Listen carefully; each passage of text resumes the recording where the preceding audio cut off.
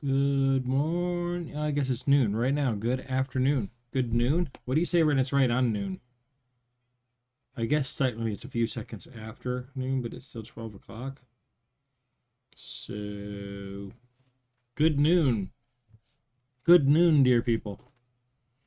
Let's make sure everything is up and running and operational. See, we're good there. All systems go. Maybe send a chat on Twitch and make sure everything's coming through. Got about an hour till kickoff. Let's see here. Let's mute that so we don't get all confused. And we'll do a little test chat here. Happy Turkey Day. Oh, look at that. We are in good shape. We are good. So huge game today. Boy, my hair is out of control today. Whatever. Huge game today. Packers, Lions. I think we're gonna have 3 good games today. Actually, we got the Dallas Kansas City game, which is it's kind of life or death for both of those teams. We got the Lions Packers. I'm not gonna say it's life or death, but the loser's out of the playoff picture. Not picture. If the season ended today, they would be out of the playoffs, and the winner would be in. I'm pretty sure. Depending on how things go, but I'm pretty sure the Lions would leapfrog the Packers because right now they're behind them by a half game to take that last one of those wild card spots. So, yeah, big game. And then, of course, the Packers are already in a wild card spot if the season ended today and still chasing the Bears. Bears having a great season, but I still don't think anyone really believes in the Bears. By the way, I'm having coffee today. Feels very early, even though it's only noon or already noon.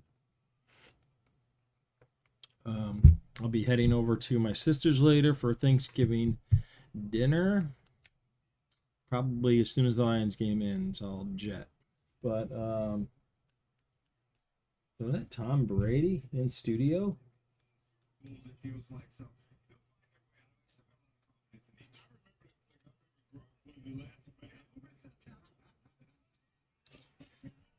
Yeah, so I wonder if there's a Tableau app for the computer.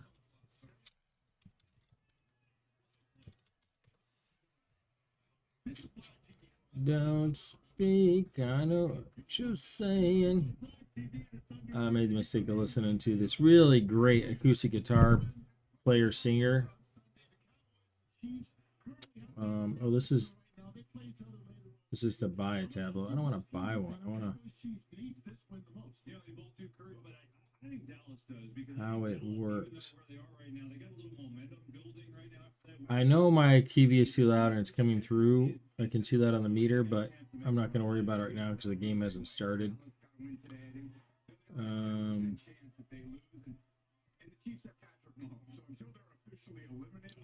Let's see.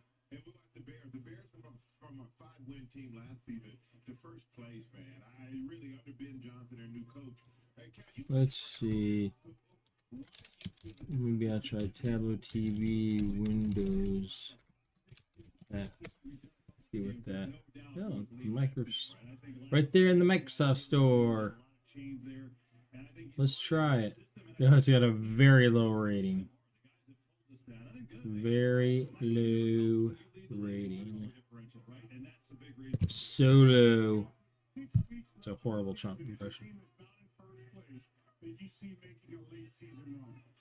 Yeah, I think either of the 2 teams that are playing today, Packers or Lions, both not in first place, but both of them are tremendous. They got a great lot of upside here going down the stretches. Yeah, it's might be a little shameless plug to watch today, but it's actually the truth. These 2 teams today are the ones that are. I give you Houston. They play the Colts twice, and they're on fire with that defense right now. Fox pregame show is live at Ford Field. Spent a lot of time there.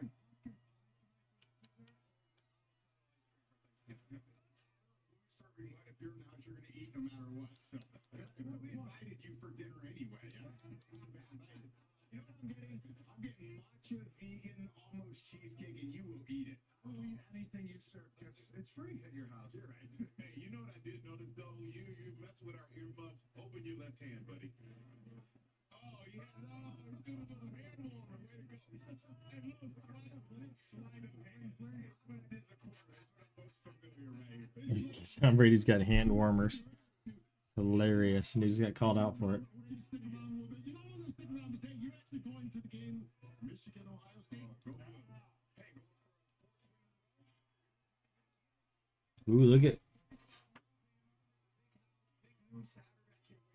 Got to meet the kids last night. They're great. Yeah, go Buckeyes. Hey guys, keep keeping outside. Who just said go Buckeyes in Tom Brady's presence? That's ballsy.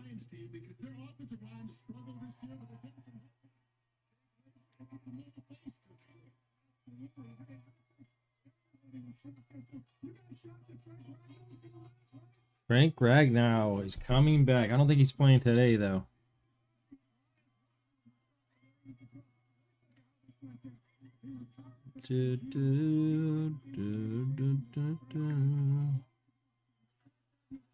What is going on here?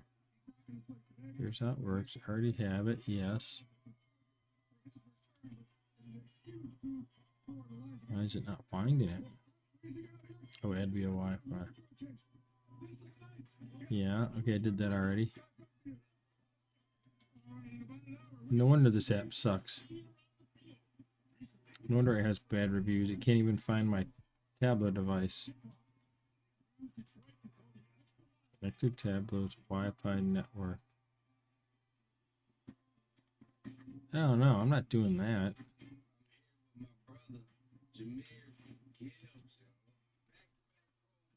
My brother from another, man. I appreciate you pulling up. Energy in the city has been crazy, man. The energy's high. Everyone's supporting y'all, man. Y'all from Michigan, all my people. All right, I'm not gonna do this. I'm not gonna worry about it. Anyway.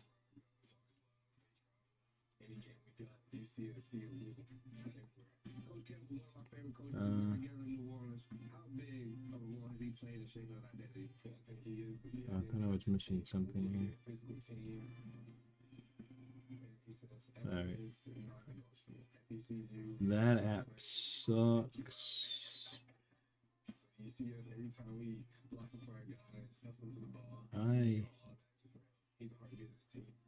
don't like my profile. Look like Alan Alda with his nose. The championship game. What you guys got to do to be able to get to that opportunity? Keep going, more details, and keep it. I never really noticed that before.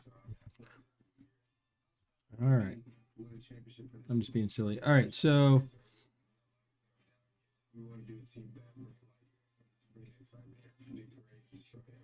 let's see. We'll get some.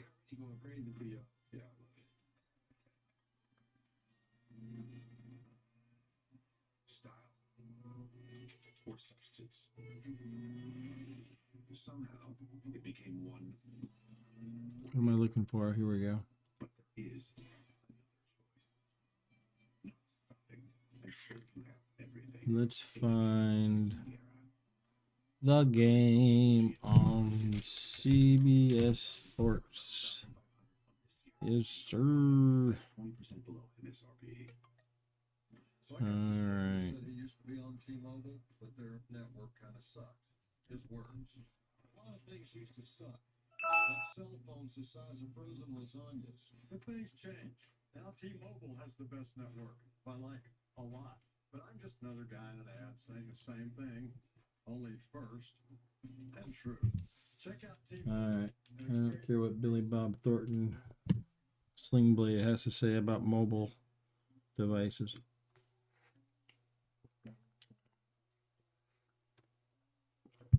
All right. Let's see. Let's read the old preview here. Let's go ahead and switch over.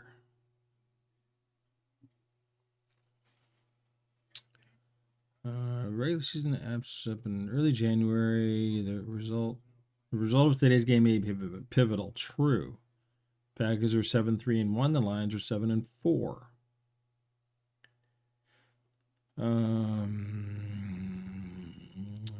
Chicago is 8-3. Better than both of them record wise, but yet no one's picking them, including Vegas. Green Bay can boost its chances of winning by, well, of course, if they win. Couldn't ask for anything better, said Coach Dan Campbell. The loser could end up missing the NFC 17 playoff in a conference race that currently has 8 teams with a winning record with a little more than a month left in the season. Parsons had his 10th sack of the season Sunday over Sunday's win over Minnesota. Joining Hall of Famer Reg White as the only player since '82 to have at least 10 sacks in each of their first 5 seasons. Yeah, I mean, he's been impactful, but has he been first round draft pick? Did they give up 2 first rounders for him?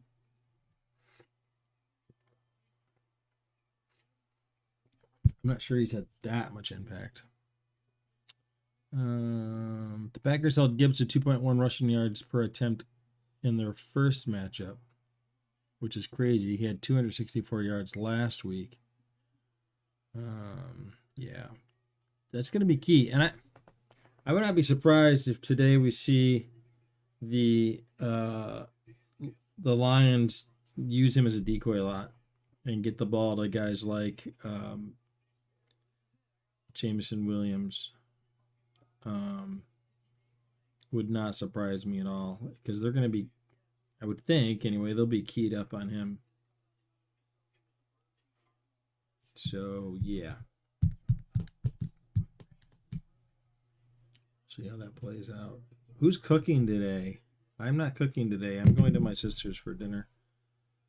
I just got just got the update that she put the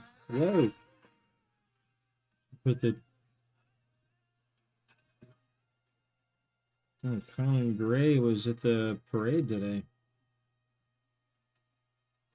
The dude can sing his A off. I don't know if this is live or not. I don't think they did these things live at the parades because it's too hard. But either way, it's him singing. Oh, I think that's my favorite Conan Gray song.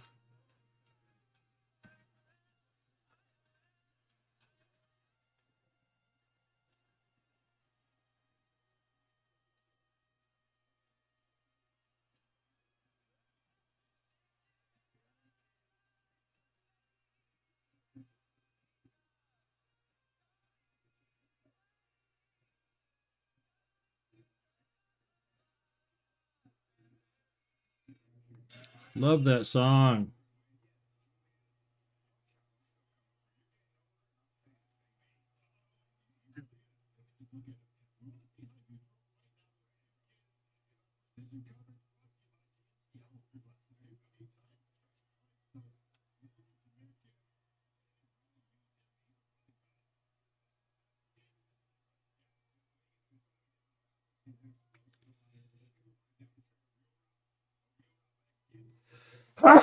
Oh, excuse me.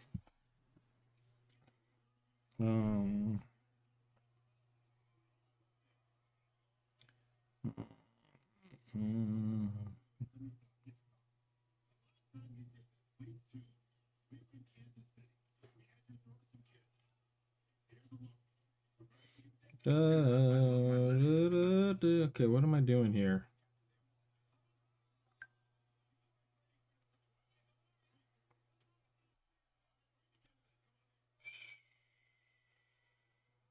Soon I will see. Do do do do do do do do. All right. Oh my gosh.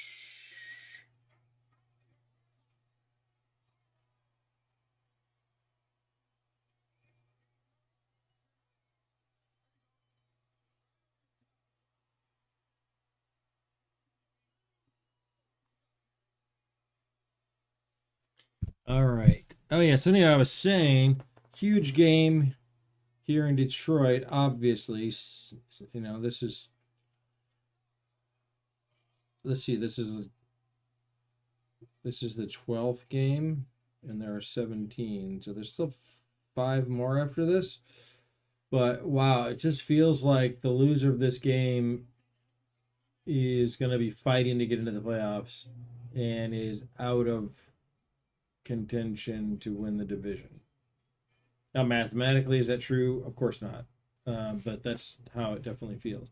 Then you got the Cowboys. Let's look at the standings here. You got the Cowboys and the Chiefs. Another huge game. Because if you look at, I mean, this is, well, let's look at the Cowboys first. They're 5-5-1. They are 2.5 games behind the Eagles with that tie. If they lose today, they're pretty much 3.5 back with like 5 to play against the Eagles. Wait, it's 11. So there's, yeah, with 5 to play.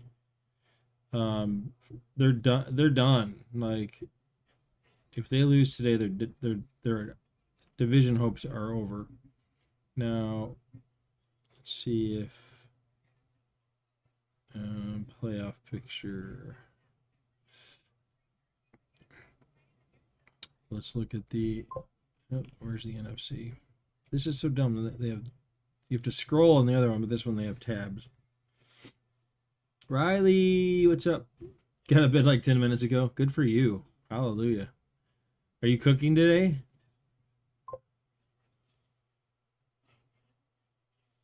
Dog show are so cute.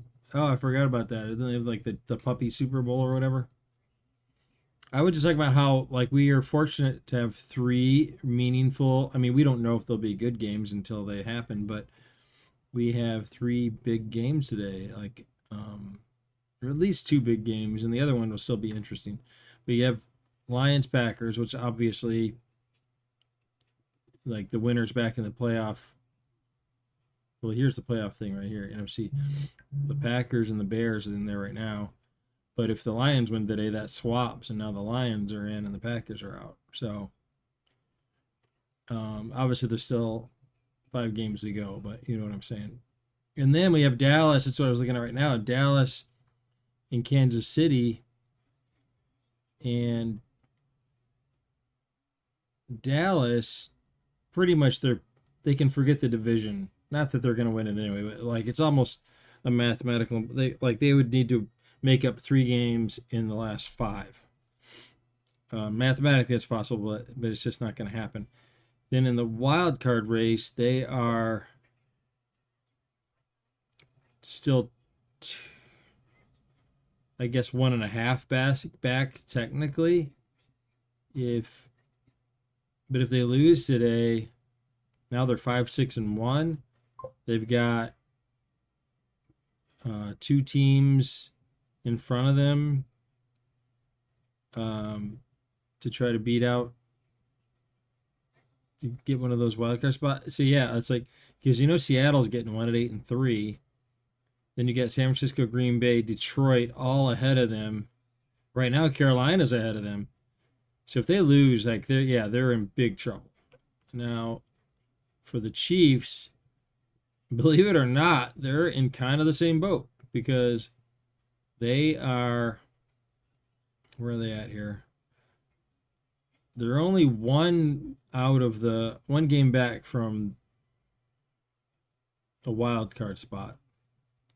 But have they lost to all 3 of these teams? I feel like they did. Wait, what am I missing here? So you're not cooking. We tend to do oops all sides. Oh. Mashed potatoes. Okay, yeah, that's all the good stuff, though. Honestly, like the turkeys. The turkey's good because you can have it with the stuffing. Yeah, if Dallas loses, they're in trouble. If Bills lose Sunday, we're toast. Well, but you're still at least in a spot. It depends on what other teams do. You're still in a wild card contention now. For the division, yeah, you're toast because you're already 2.5 back. And back of New England. But Kansas City is 3 full games behind. Is that right? Yeah, they are. They're 3 full games behind Denver. And they're not even in. They're also a game behind the Chargers and then obviously Jacksonville and Buffalo for the wild card spot. But they're not even like it's not even just Denver. They'd have to beat out the Chargers also to win the division. So yeah, this is a must-win game for them. If they go to 6-6, they're going to be fighting for a wild card spot, which they kind of are already. But this is going to be a big week to shape things out. That's for sure. But then you got this last game, the Bengals, who are pretty much out of everything at 3-8. I mean, even if they win out, I don't think 9-8 gets you into the playoffs. I don't think they're mathematically eliminated, but yeah, and what's Drake May like? Is he that good? I don't even really know. Man, he's sure playing like it so far. But anyway, what I was saying is, so you've got Baltimore, who's fighting for, even though they've got the division lead. I know do they have the division lead? Yeah, they're a game ahead of Pittsburgh, right? Yeah, or they're tied with them, but I guess they own the tiebreaker. So Baltimore's fighting to stay in the playoff because they could go from division leader to out of the playoff picture this week if they lose. If they lose and Pittsburgh wins and one of these other teams wins, they could be right back to out of the playoff picture. Cincinnati is not in the playoff picture because mathematically I just don't think I don't know if it's possible or not. If they won out, they'd be 9-8. They'd need all these teams to only win one game, and some of them probably play each other. So I don't think it's mathematically possible, but that's not going to stop this from being a good game. They still have a lot of weapons, and Joe Burrow comes back today. Yeah, exactly. The Bengals could be especially now Joe Burrow's back, and I loved his answer. They said they kind of said like, "Why are you playing? Like your team's eliminated basically. You're at 3-8. Why don't you just chill?" And Burrow was like, "I'm a football player. Like injuries are gonna always be part of the game. People get injured." And he said, am I supposed to say, yeah, I feel good, but don't put me in? It's like, that doesn't make any sense to me. And I'm like, it's a good point.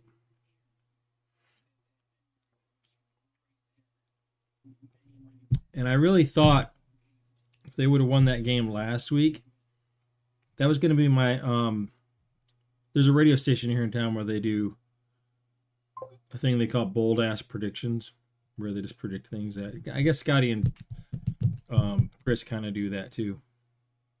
I don't know if they call them that. I can't remember what they call it. But anyway, where's their schedule? That was going to be my bold ass prediction, was that if they had beaten who did they play last week?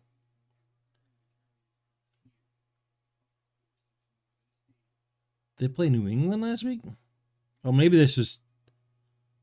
I think it was before the Pittsburgh. Yeah, it was the Pittsburgh game. So it was 2 weeks ago. 2 weeks ago, that was my prediction. If they would have beaten the Steelers, they were going to win the division. That was my prediction because Burrow was about to come back, and that would have kept them in the race. And let's face it, there's nobody in their division that's particularly scary. I think Baltimore can be scary.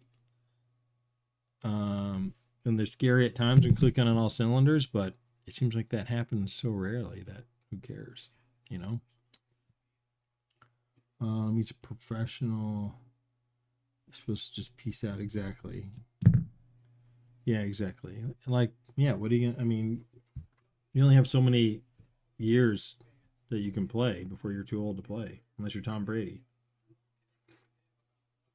So why would you not want to take advantage of every opportunity? So yeah.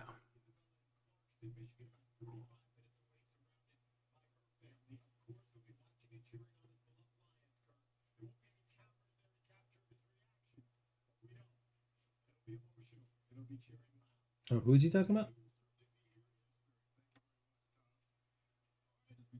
I'm not sure who he was just talking about. Somebody in Clarkston, Michigan, which is where Pine Knob Music Theater is, which is where all the big concerts are. Out in the summer, anyway. It's an outdoor place.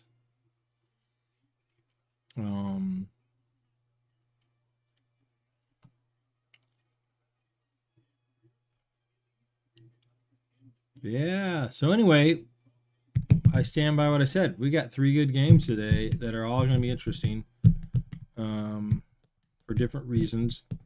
The first 2 games, huge playoff implications. And the third game is just going to be interesting because you got a division rival. You got Joe Burrow coming back. You never know what you're going to get from Baltimore, let's be honest. So, yeah. Oh, my gosh. I think I'm hungry. I can't eat, though. I ate breakfast, but, like, I want to taper my eating because, you know, got to save room for the huge dinner tonight. Eat until you get sick. I did go to the Lions game on Thanksgiving once when I was like, I was probably like 19, 18, 17. I think I was 17 actually. Lions versus Packers. And it's a cool vibe there. Definitely. Just eat until you get sick, you know? That was our motto that day. Eat until you're sick and then eat some more.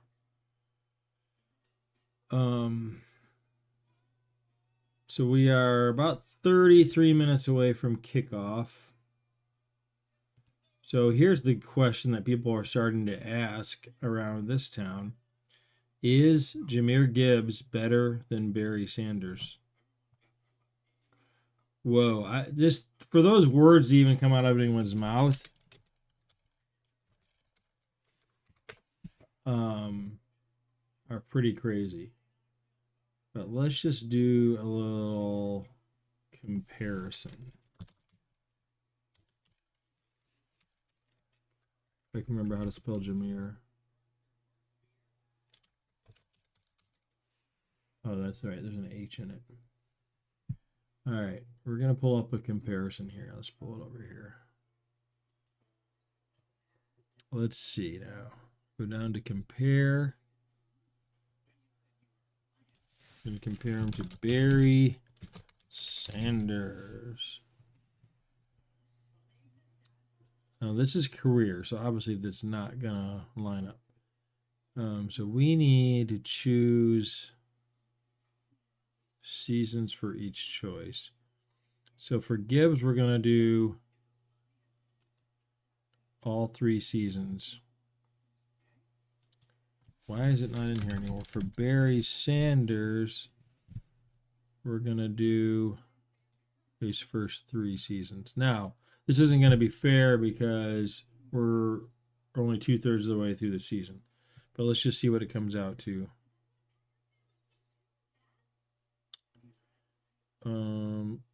Okay, why is Jahmyr's blank?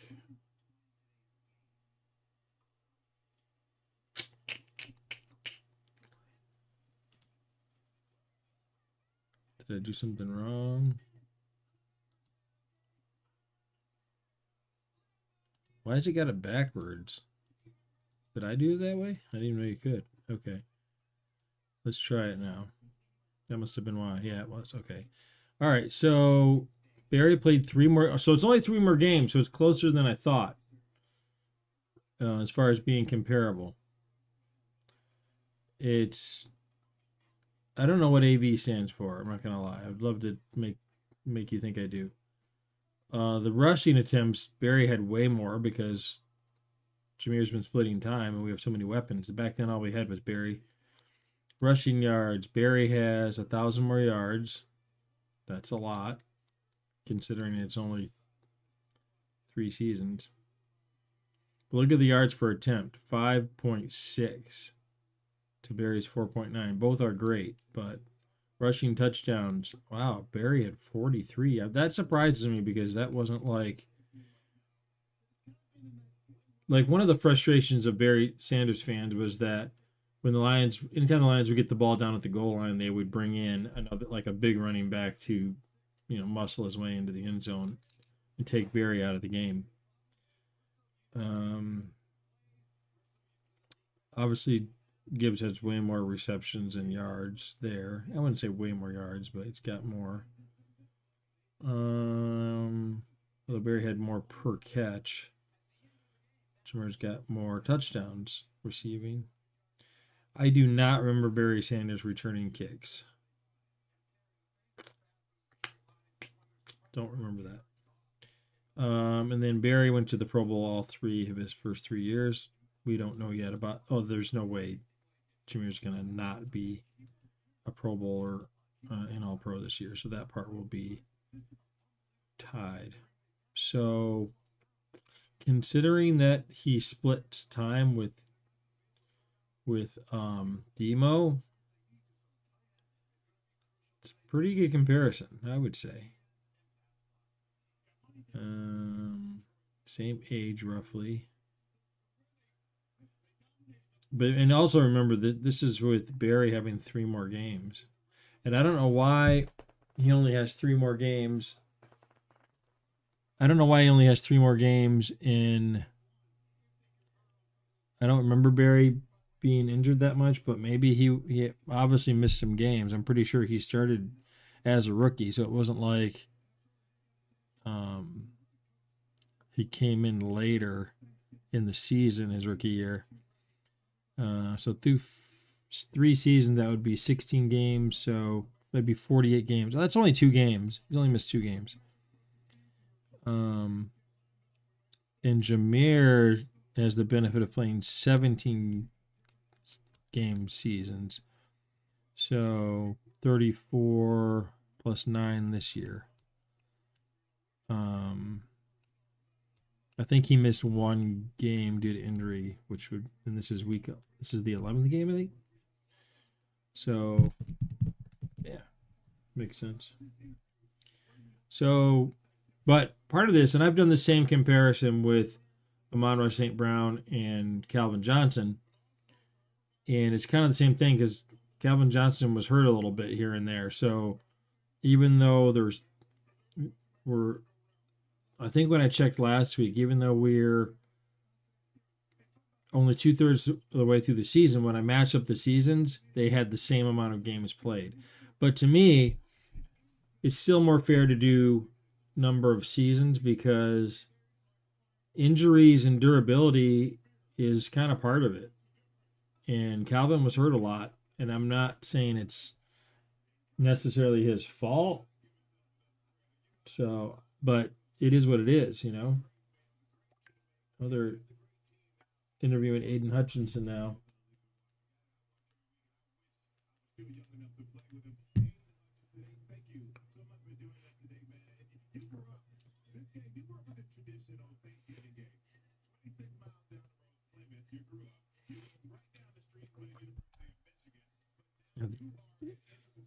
We're talking about Aiden grew up literally like 10 miles from here.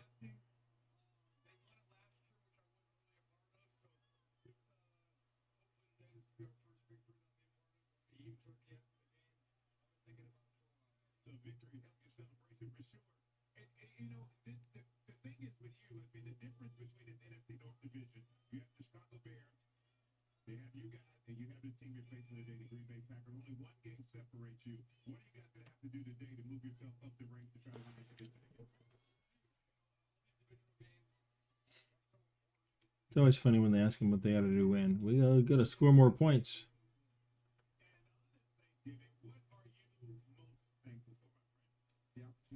football, man. Bless her.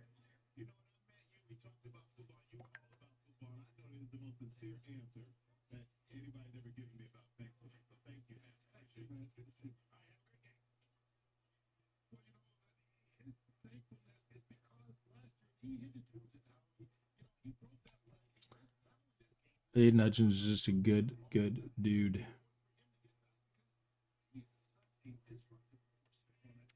And we are about 25 minutes from kickoff now.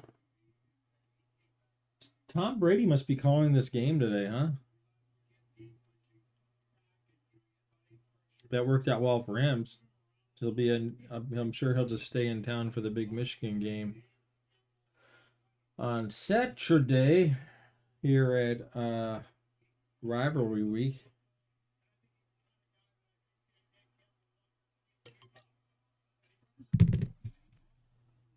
Okay. Give me 1 second. I gotta check my messages here. Please hold.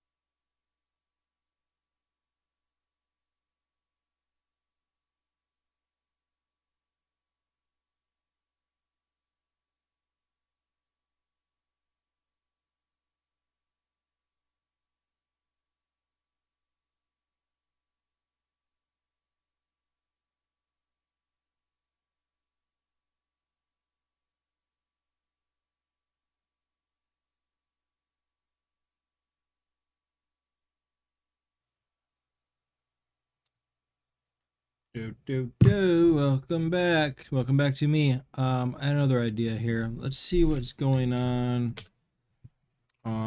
X. See what's in the old X feed. I heard a rumor that Calvin Johnson is in his house. Let's see. What has Annie got to say today?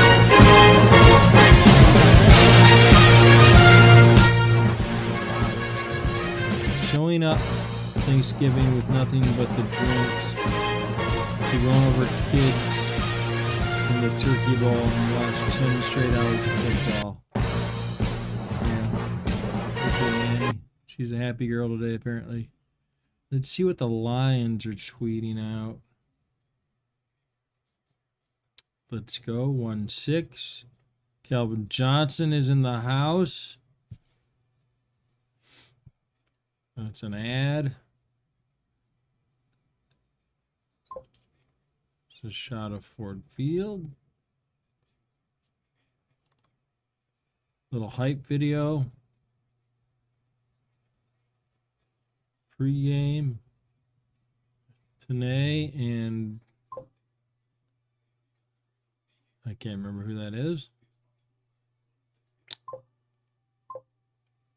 Is that today? I don't think they are wearing the throwbacks today.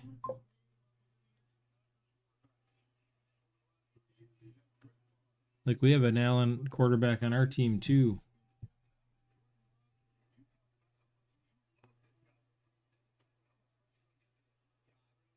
Oh, I missed something from Joe Quills in the house. Hey yourself. Let's see. Why won't it scroll up there? Here we go. Oh my gosh. Another stupid.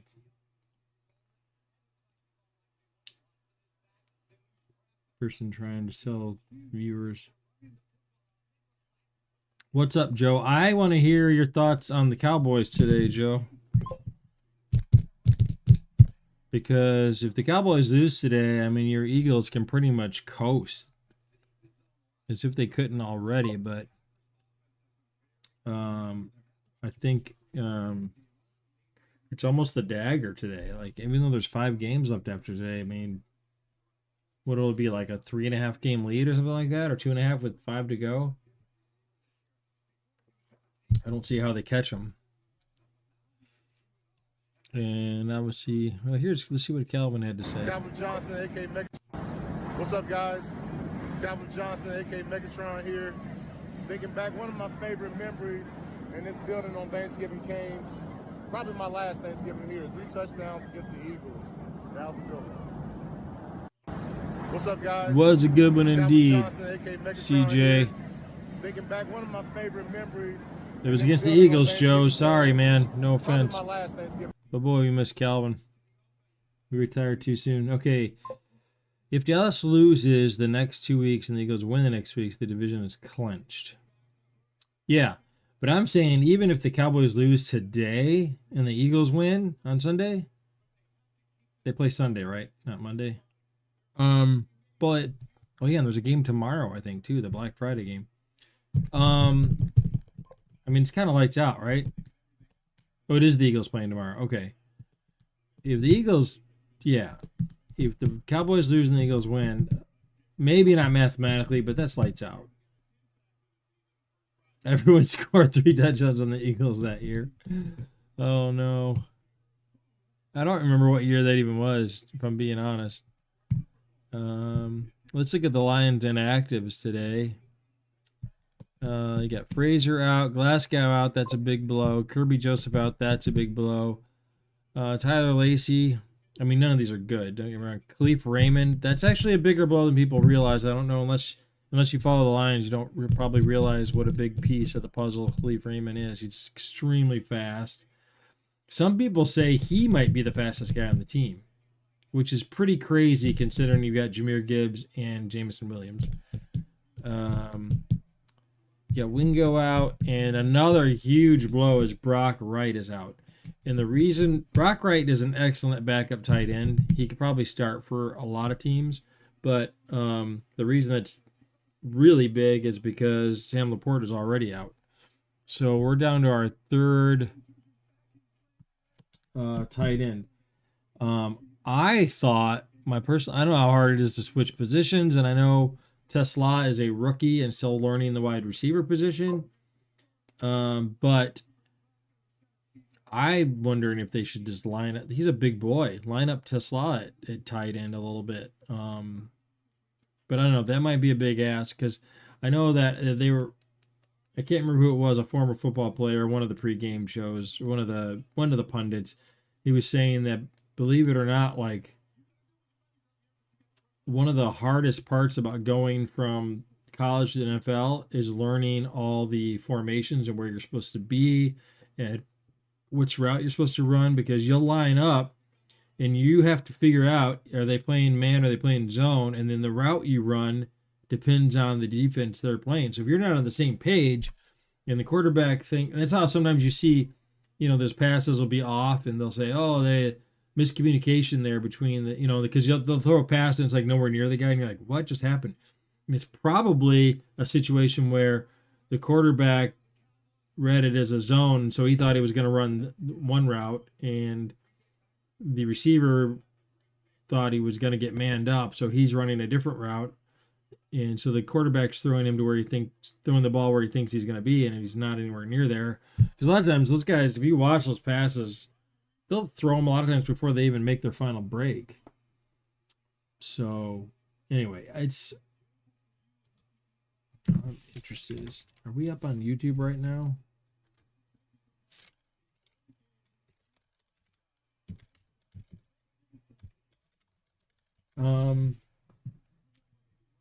We got 11 minutes to kick off. 11 minutes.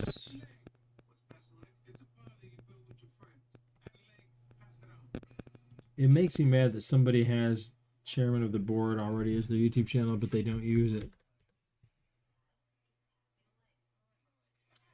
I don't even remember what mine's called now. It's just so ridiculous.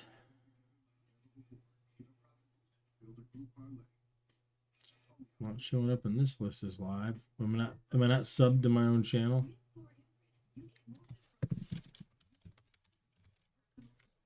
Let's see if it comes up if I search it. No. I don't even come up.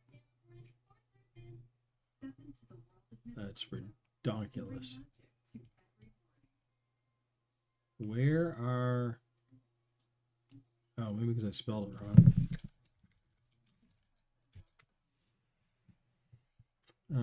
It's Chip Kelly's final year. Yeah, you guys didn't play a lot of defense back then.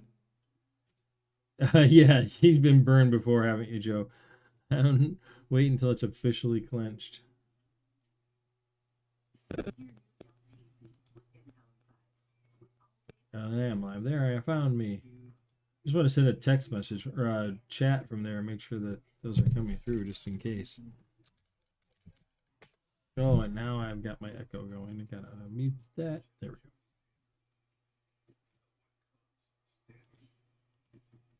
go. Uh-oh. Do I have to pop this out to make it work? I can't remember.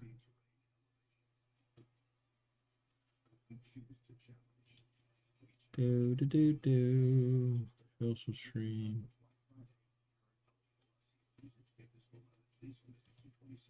YouTube.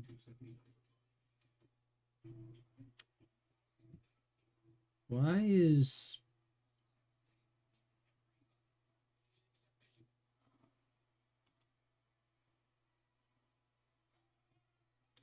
Oh, chairman of the Y, of the 1-3. Forgot I had to do that for the...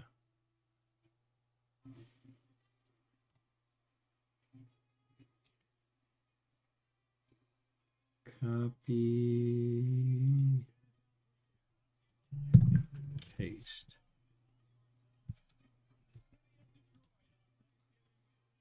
All right, let's see if that worked.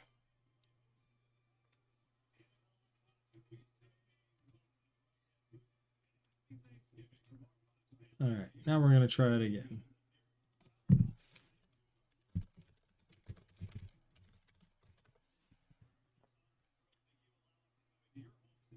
And nothing.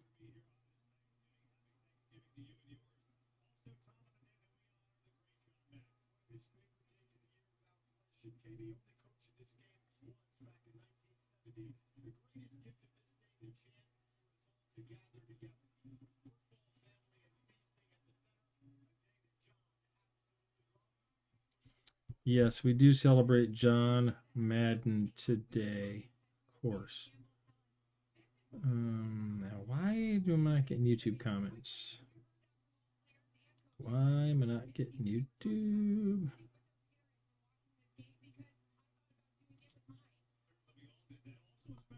Here we go. Activate selected.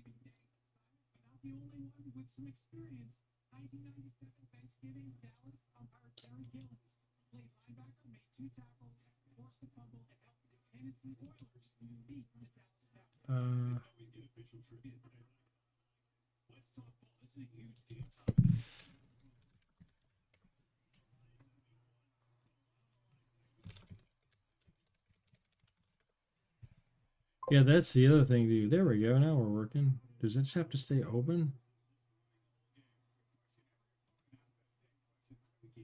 Try this again. Oh, now it's working. All right. I don't know what I did different, but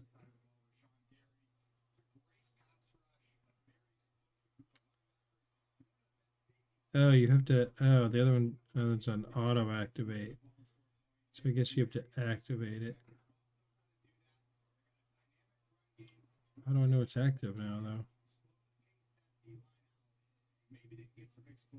Okay. Not gonna worry about it. It's working.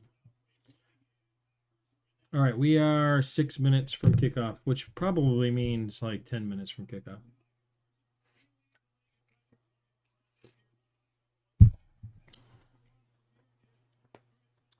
Let's see if we have any more updates from the Lions.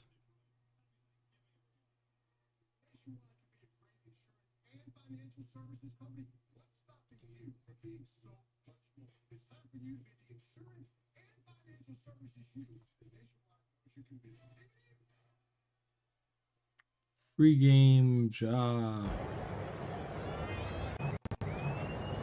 To those throwback unis. I've never liked the throwback unis, if I'm being honest. Too plain. Like, come on. So many good uniforms out there now.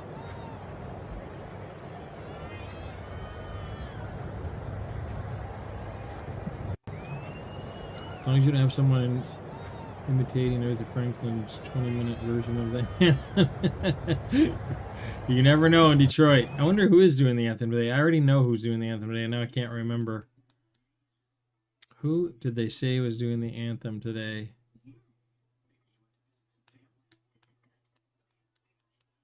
It was someone that I had never heard of, but adjacent to someone I had heard of, if that makes sense.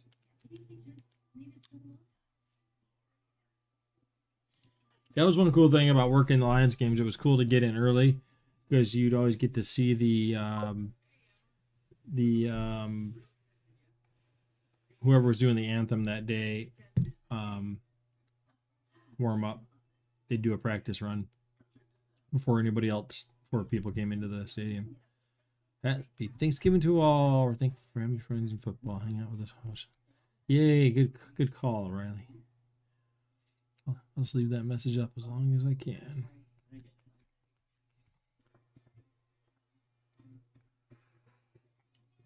And happy Thanksgiving to you as well, Riley, and your Oops All Sides Thanksgiving dinner.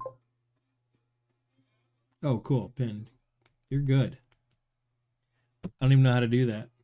Well, maybe you right click it or something, or hover. First year, the first Thanksgiving day doesn't start at 12. Yeah, I thought that was weird. I was planning on that. I assumed it was going to start at 12:30, and I looked at when I checked my phone this morning, I'm like, oh, it's 1.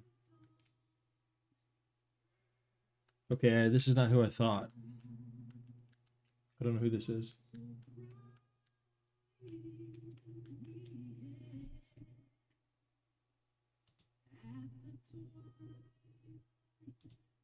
She's definitely doing a slow version, Joe Quills.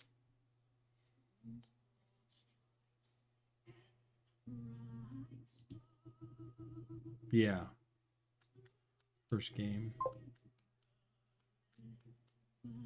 I'm sure there was, Joe. There's a wager on everything now. And then it's so funny how they want to like get all mad when they find out people are fixing prop bets. Well, I almost don't blame them.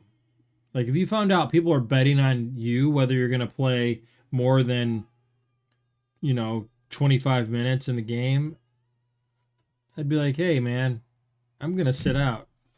I don't care who knows it. If I want to tell some of my friends, let them make some money."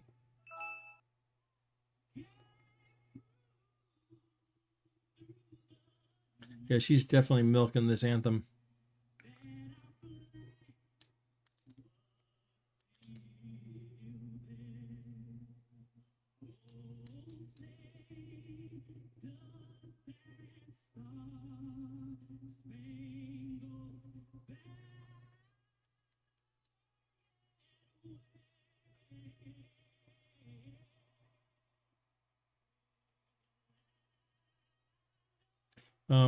A friend of mine that I used to work with back in the day is on the Lions cheerleading team. If you're watching right now, she is. I don't see her actually. She's probably right behind the singer. Just her luck. Her name is Olivia. She actually was one of the Pistons automotion girls or whatever they call them a couple of years ago, and now she's a Lions cheerleader. But it's funny, man. People like in the old days, the cheerleaders were like the pretty girls that were dumb blondes. That was the stereotype that didn't really have any talents. That's just not how it is, man. Those girls, they have to audition, they have to try out, they work their tails off. They're all like real experienced, like grade A dancers. And like Olivia, her mom was a dancer, so she grew up in dance studios, and I think Olivia teaches dance also, because I remember when she got the Lions gig. Yeah, I'm working on, yeah, exactly. They don't, yeah, or they're dancing in other places. That came out wrong. She's not that kind of dancer, but they're doing other gigs yeah, because they don't get paid much. It's if you don't love it and you're not doing it for the fun of it, it's probably not for you because yeah, they don't pay them that much. Although I don't want to ask her because that seems rude, but I would love to know exactly how much she does get paid. But anyway, yeah. So, but these are like her mom grew up dancing, so she grew up dancing. She grew up in a dance studio, basically. Very talented girl. She's a dance instructor. That's her 9 to 5, as you called it, Joe. Like, she put in a video on Facebook that her mom shared of her going to her dance class to tell her students that she got the Lions gig, and all these little girls were all just going crazy. It was really cute. But yeah, these are talented girls that know how to dance. It's not just people out there with pom-poms, like a lot of people might think. When I was a kid, we didn't have cheerleaders. The Lions just added cheerleaders, maybe, I want to say 5 or 6 years ago, which means it was probably 10 years ago because I have a horrible gauge of time.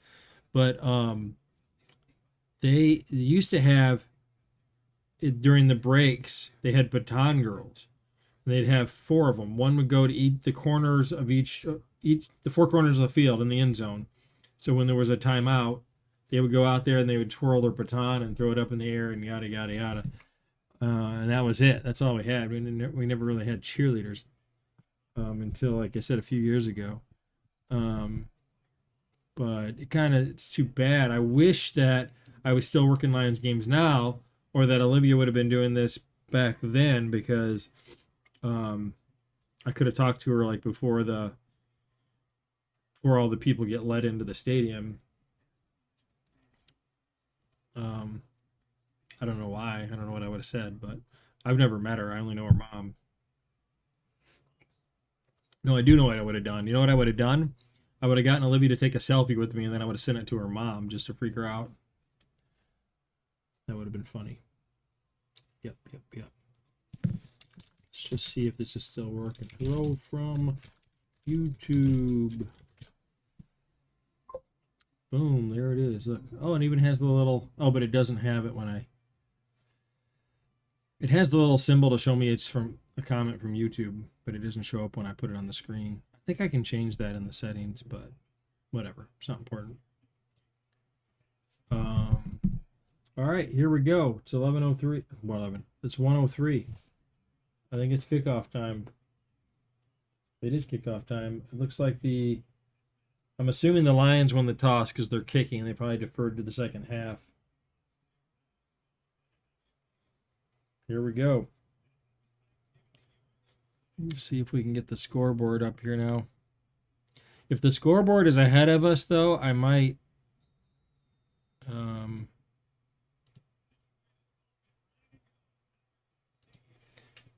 not turn it on because I don't want spoilers.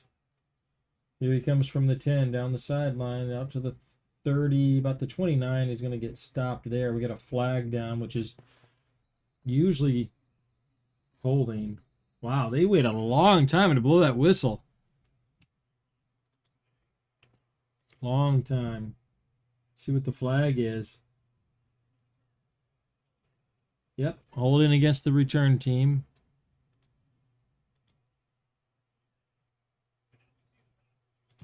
So that's going to back the Packers up. Just like they'll be starting from their own 15-ish. 17. Now, I'm going to find out right now in this first play if we are behind it. I've got it on the antenna today, but it's running through my network, so there might still be a bit of a delay. We'll find out in a second here. And the Lions fans are loud. Here we go. 1st and 10. We are a little behind. Shoot. So it gets a gain of 4. I can probably switch the end straight over to the antenna. Get rid of that gap, but I'm not going to worry about it right now.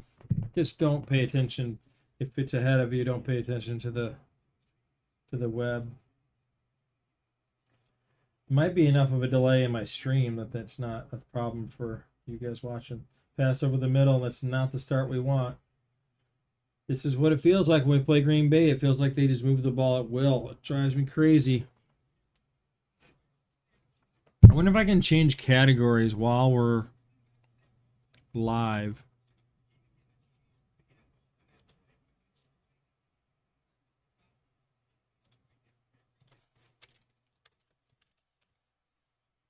Oh, I can. Look at that. I don't know if it actually changed it on Twitch, but here we go. 1st and 10 Packers. Inside handoff. He's going to get 4 or 5. 4. 2nd and 6. We need a big game from Hutch. He hasn't really had... He disrupts a lot of things, but he doesn't get a lot of stats. He doesn't get a lot of sacks. I mean, for him. He got the walk-off sack for the win last week, but he's not on the tear that he was once on before he got hurt. But he's always right there. He always gets good pressure, but he's just not getting the stats to go with it.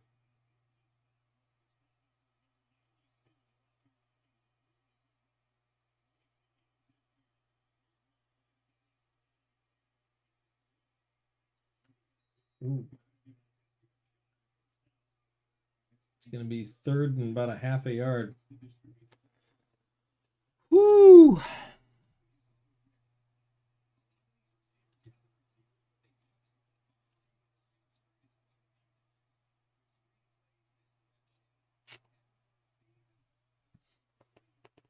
Here we go. Big 3rd down.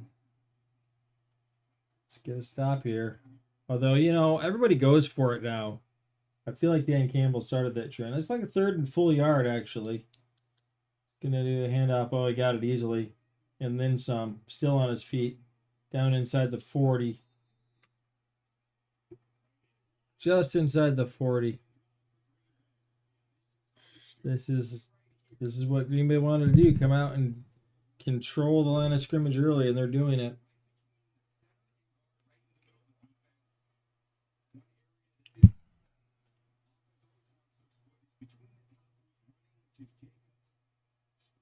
I thought Jacobs was out for this game.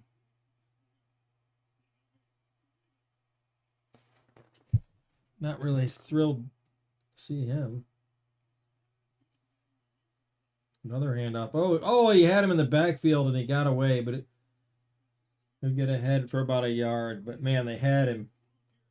Had him for a loss of 3. He spun out of it.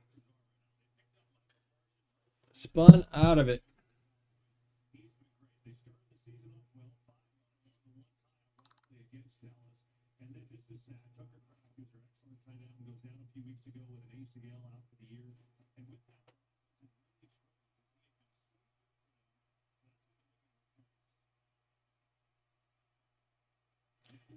Love back to throw. And he's got another man. He's going to be right at the first down marker. We'll see if they give it to him.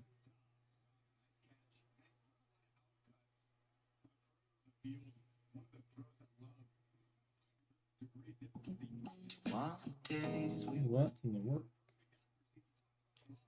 All right, I'm getting nervous. I might need to get my guitar. I need to have it in my hands.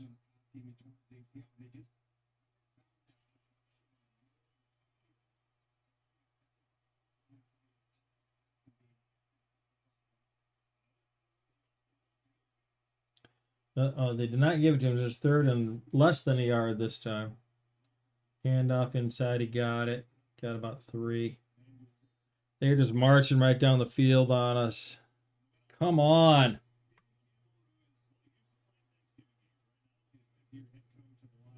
Now we're to the point where we need not only a stop, we need a turnover to keep them from scoring.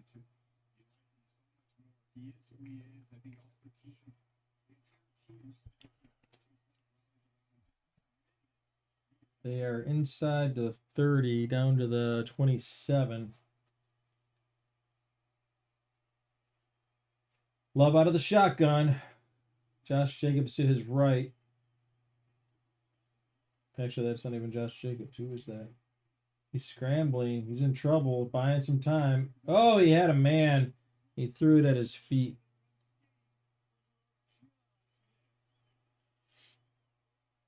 Love a little bit of a magician on that play, though. He was scrambling for his life for a minute there.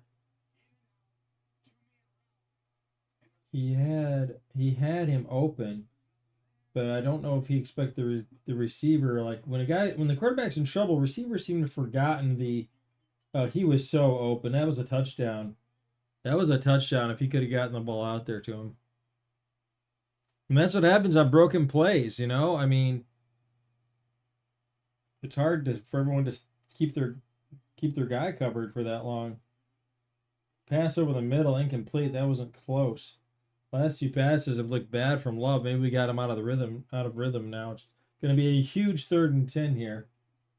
This will decide whether they can keep going for the touchdown or have to settle for a field goal attempt. This is the biggest play of the game so far of this young game.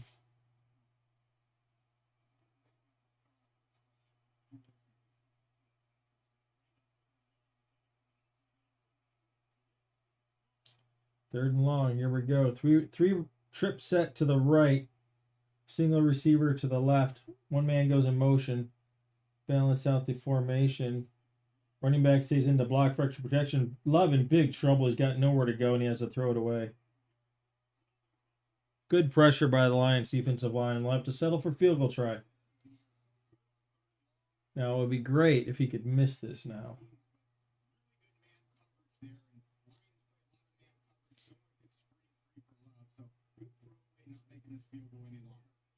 This is a gimme by McManus standards. As long as 56. This one will be 45. I've gotten to the point where anything inside of 60, I just expect these guys to make now. It's ridiculous. And he got it. With plenty of room to spare. That's the thing that always kills me about field goals. That one was from 45. It crossed the went through the uprights at the top of the uprights, at the very top. That's how high up it was. Now, if that had been from 55, he would have gotten all freaked out, and it would easily been good from 55. But I think it's a mental thing. I don't know. What do I know? Certainly don't know how to kick field goals. Have you ever tried to kick a field goal? It's way harder than it looks. But I did think of that. When I was in 9th grade, I thought, you know what? Because when I was in high school, well, it's kind of this way, I think, in a lot of places now, but nobody could kick. Like, soccer wasn't what it is now, where every kid's playing soccer. Nobody could kick. In fact, I believe my high school football team almost always went for 2 because we didn't have anybody that could kick a field goal. So I wish I would have followed through on this, but my thought was, you know what? I don't know how to kick either. But if I just start kicking now and do nothing but practice kicking field goals every day, tell me that I wouldn't at least be able to consistently kick extra points by the time I got to like my junior year. And then I could play football and be on the team. And if that's all I did, worst case scenario, I could be on the team and kick short field goals. Best case scenario is I get really good at it and end up going to college to kick. And then who knows? Maybe you go kick in the NFL. I mean, I'm a firm believer, like, if you like really dedicate yourself to something like that, there's no reason, I could have been a field goal kicker. I'm not trying to say that it's easy, but I'm saying I feel like if I would have dedicated myself to it, rather than, I tried to play wide receiver. I was so slow. I was small. I was super small. I was probably like in 9th grade, I was probably like, 5'6" and 100 pounds. Like I looked anorexic when I was that age. Honestly, when I see pictures of myself now, I'm like, holy crow. But I never had a chance to play. I never even got to play. Like I was just not good. So yeah, if I should have just focused on kicking.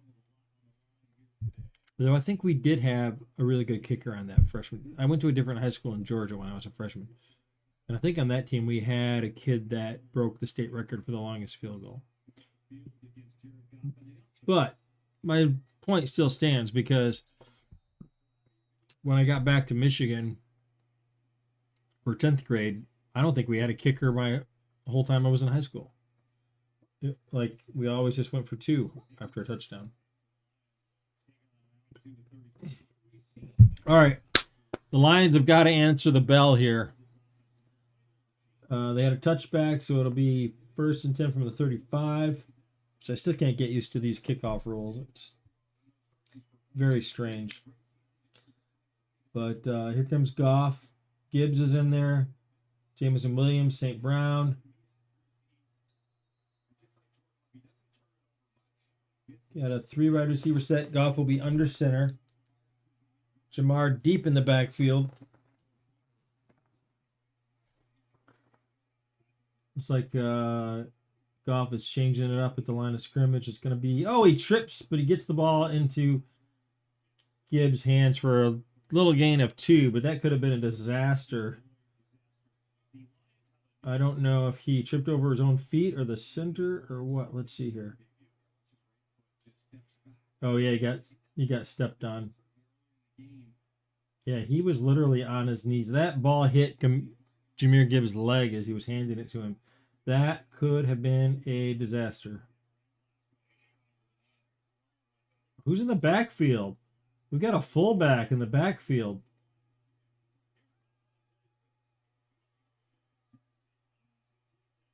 I don't know where that was. Throw was off. I don't know. I think he was looking for Williams, but it wasn't really close. Now, the way the Lions work, I don't even know who that was that lined up at fullback. and then he went out for a pass. But I bet you the Lions will bring that back later in the game, but do something with it. Oh, and Goff hit as he throws it. And it's going to be a 3 and out. Yeah, they just, so far the Packers are dominating. I know it's early, but oh boy, he barely got that pass off. That was almost a fumble.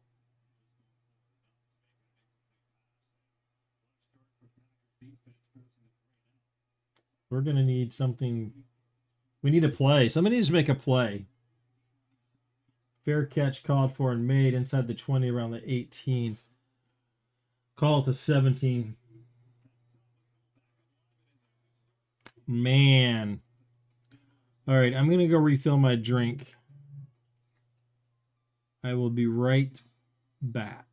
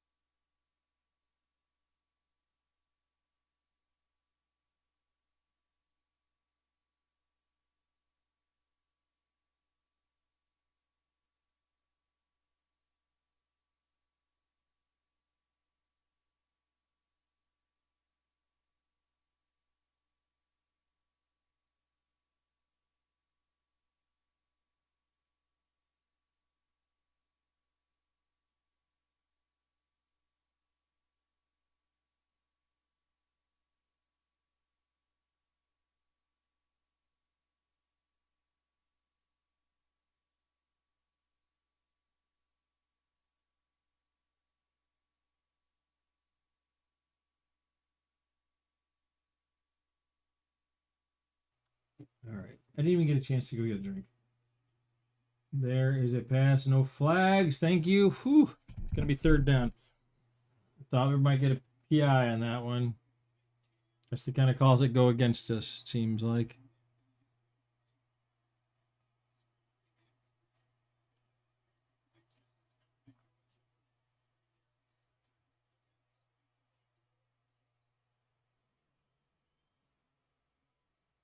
Here we go, 3rd and 9. Big play. Well, you know, I didn't see listed as inactive day as Terry Arnold, but I know he's not out there. Maybe he was already inactive.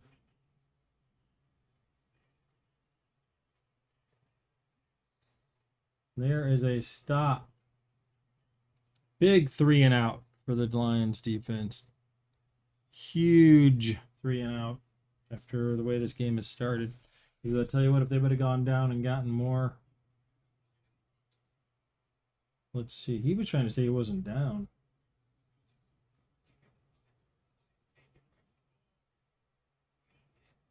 Well, maybe he wasn't down.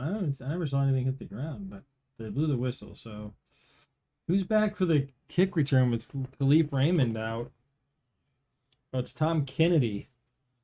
Tom Kennedy doesn't get a lot of playing time. He's getting some today with Leaf out. He's going to make the catch at his own 15, and here he comes. It's out to the 20, 25, 30, 35. Nice little return there by Kennedy. And he is hyped, but I got to tell you, man, if Leaf had that hole, he might have scored.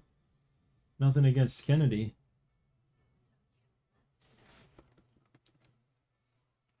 All right, commercial. Now I am going to get something to drink. I'll be right back.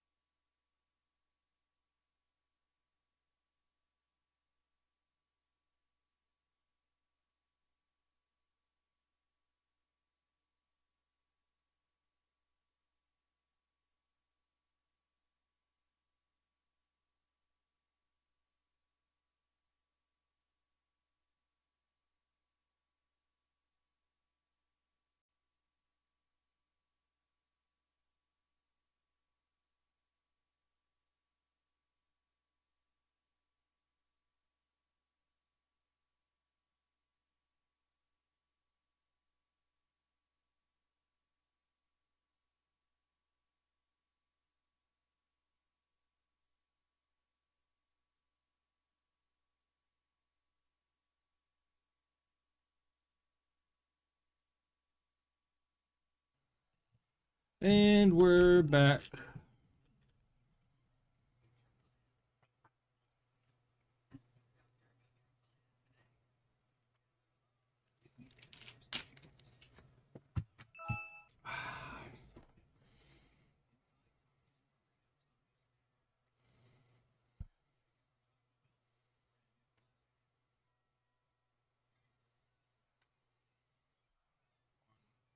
Two. Just one of the delays.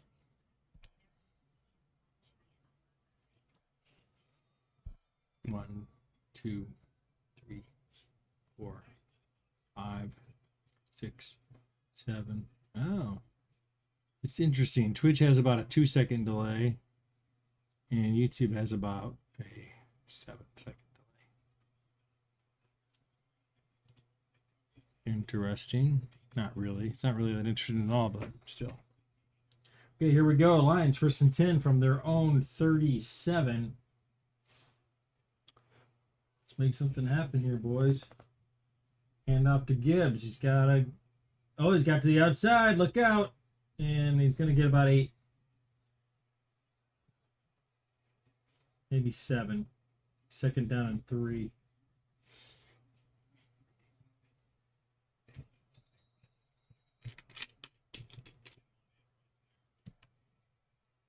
Uh-oh, St. Brown is down. Oh, we got rolled up. No, no, no, no. Oh boy, St. Brown got rolled up. Looked like maybe a ankle.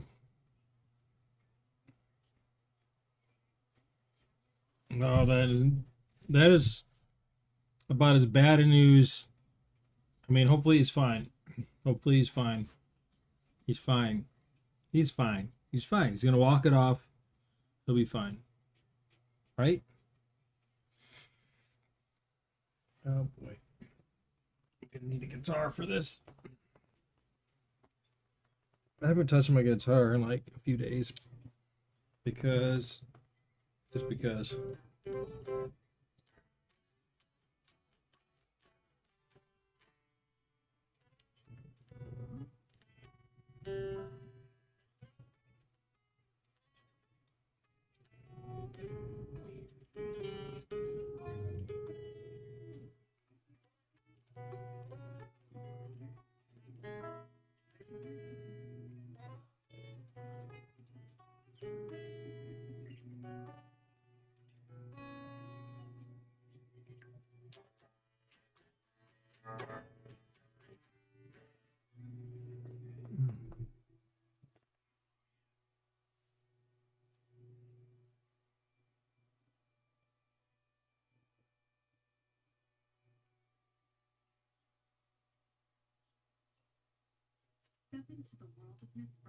Okay, now my dog wants in my lap because I grabbed my guitar. Of course she does.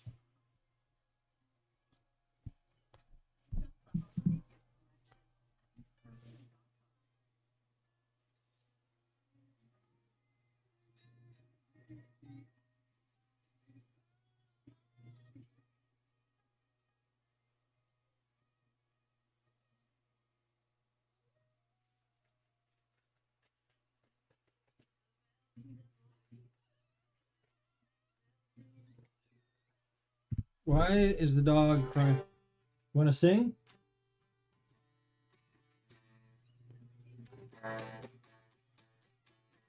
Okay, Amon is walking off under some power. He's barely even limping, so hopefully he is on his way back to the locker room. But hopefully he'll just get taped up and be fine. Losing him will be much bigger than losing this game.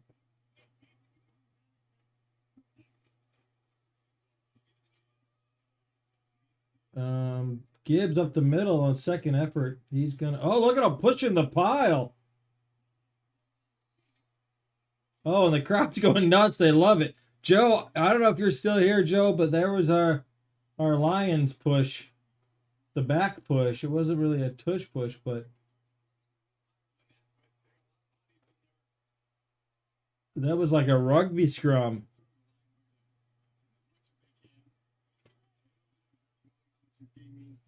And to see hearing the crowd go nuts for that was awesome.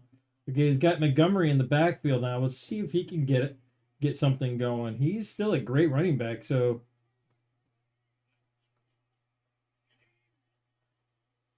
hand off the Demo, and he's going nowhere.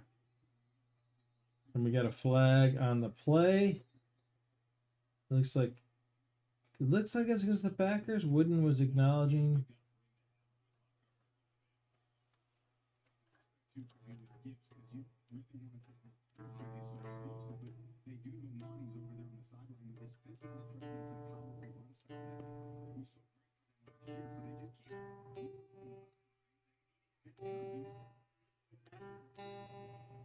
Oh, it's against the Lions.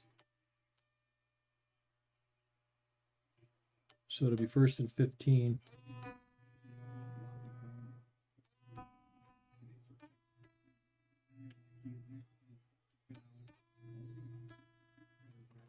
Tesla is in the game. Montgomery and Gibbs both on the field. We'll see what happens without Amon Ra out there. That's Goff's go-to guy. But it's going to be a pitch out to Demo, and he is swallowed up in the backfield. He's going to lose a yard. I can't pin that on him, though. He had nowhere to go. Nowhere to go. Nowhere to go to, baby. Nowhere to hide.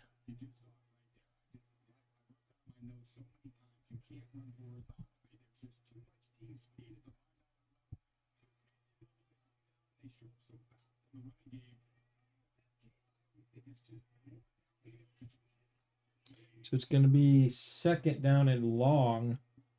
Call it 15, but it's a tad over that, I believe. And just that ball got skipped in. It looks like Williams and Nixon having some words there.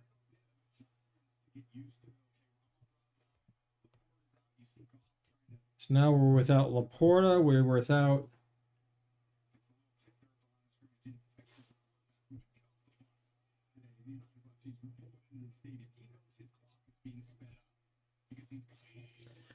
Now we got 3rd and 15. We need a big play here. We need a play. I would say get it to Ja. He's not even in the game, though. And Goff's going to get hit. He's going to go down. It's going to be 4th and 20. And that was Micah Parsons.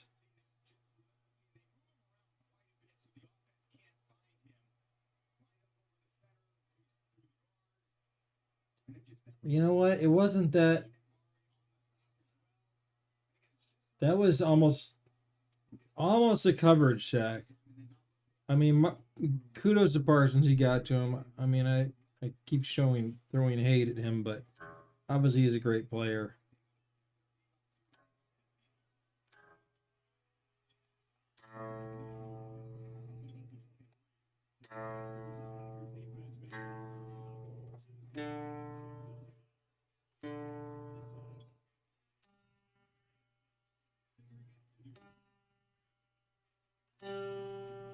Why is that not registering?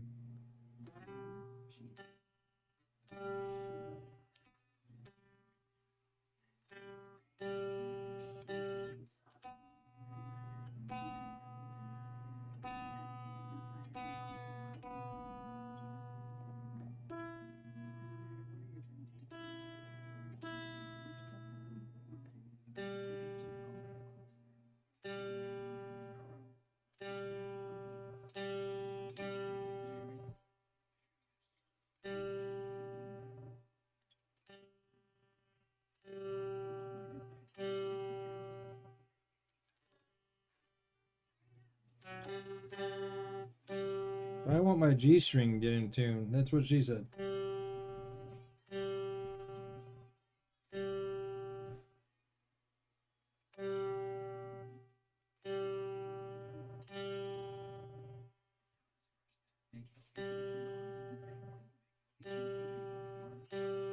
Oh my lord. Why won't it stay on G?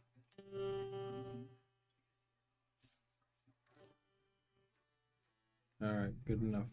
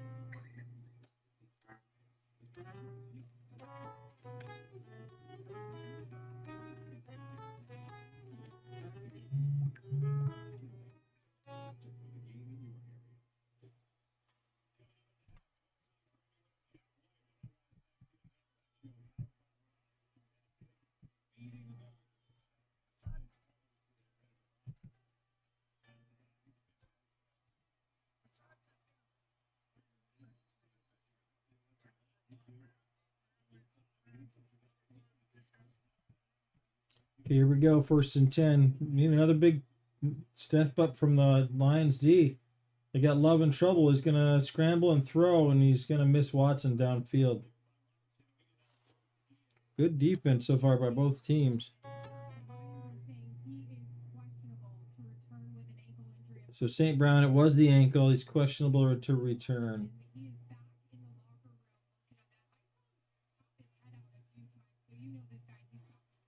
Oh, if he can get out there, he will.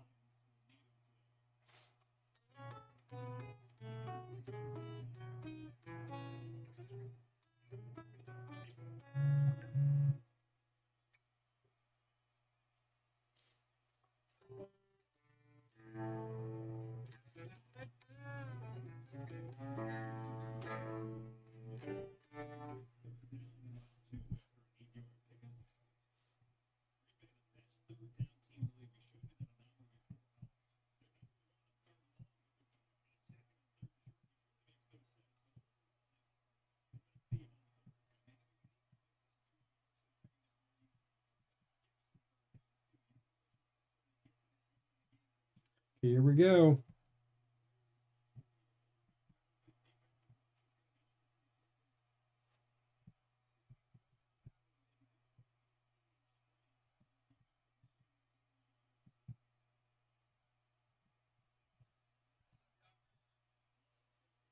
Here we go on 3rd and 2, and he's got it. And then some. Oh, he's into the open field across midfield, down inside the 40, finally taken down. Oh, I was hoping Josh Jacobs was out today. I'm not going to lie. I'm not one of those people that I'm like, oh, I want everyone to be at third. But no, injuries are part of the game, and I hope that your best players can't play against us. I don't care.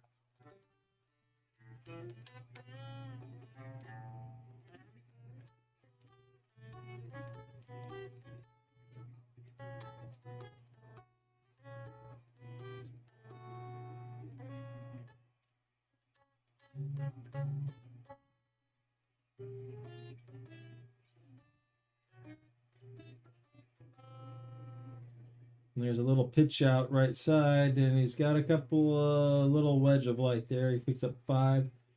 Defense has got to step up again, man.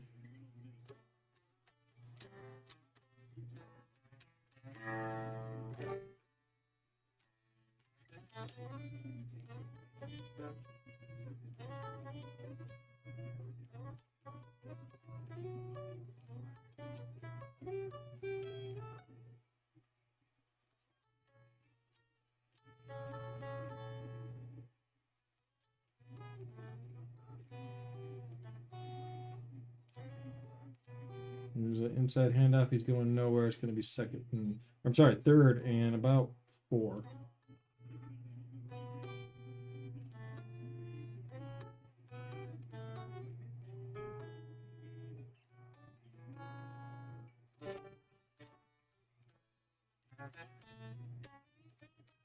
Here we go. Huge 3rd and 4. Huge 3rd down. This might be the last play of the first quarter. Oh, he got him to jump. Offsides, free play, incomplete. But they're going to get the first down on an offsides. And there's that ridiculous oversized helmet that makes him look like a bobblehead.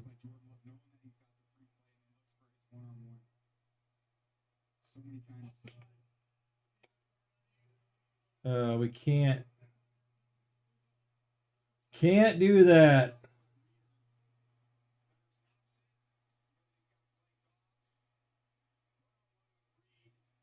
Oh, Reed got a hand on that. Nice defensive play, but on the other end, because it could have been worse. It was a free play, right?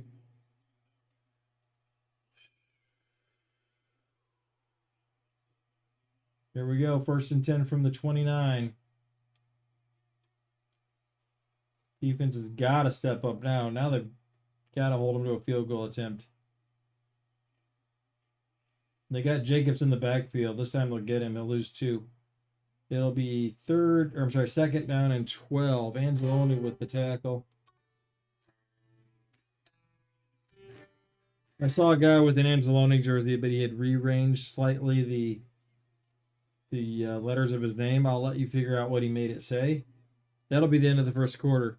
But it was inappropriate. Let's just put it that way. And it was one of the things where you're like, at first glance, you knew it wasn't right, but you had to sort of do a double take to figure out what was wrong. You can even get a hole in the heart and soul at this dance class, K-pop style. Yeah. All of my girls looking good and they got their own money. Homes, experiences, and services. Now you can Airbnb more than an Airbnb.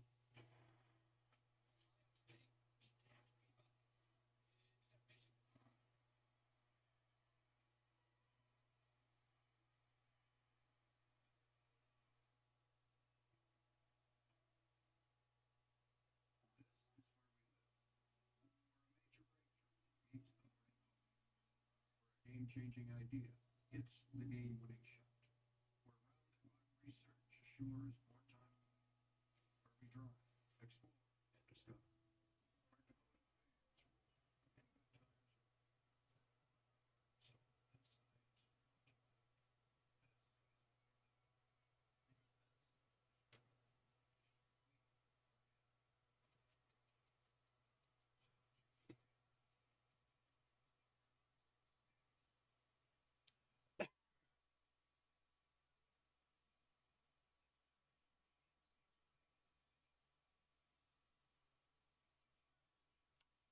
All right, when we come back, it's going to be a big second and long from the 31, so they've got to stop him here.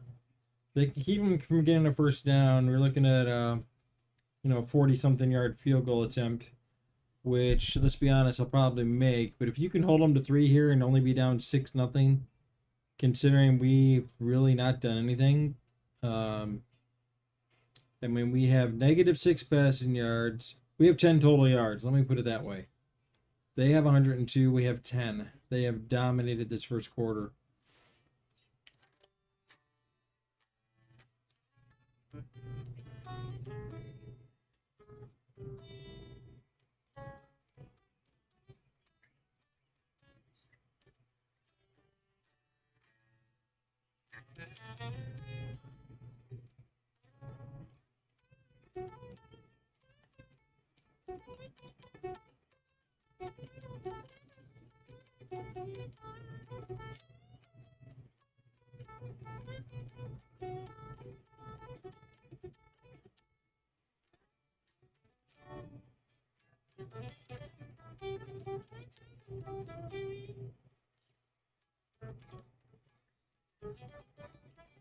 Hand off inside. He's got room. He's gonna come up just short of the first down. We're gonna be 3rd and a yard and a half, maybe.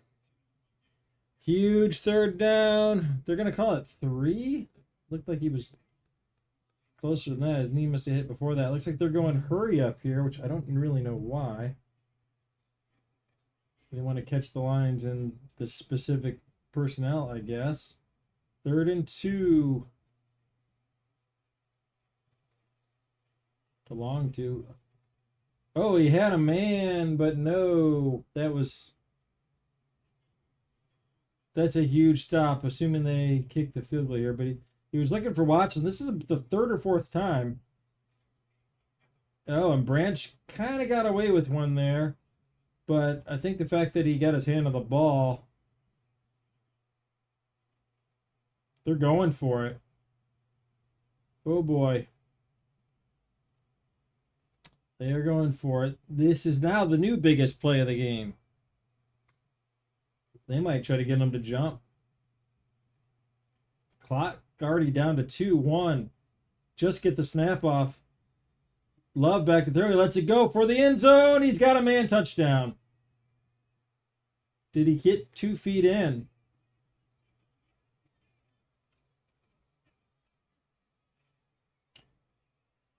Wow.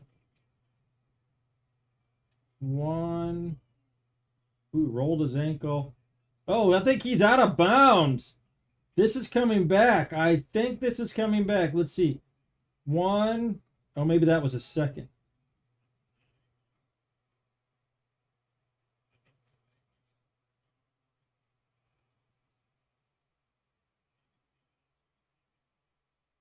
Did he have the ball yet? Did he have possession yet for that first step?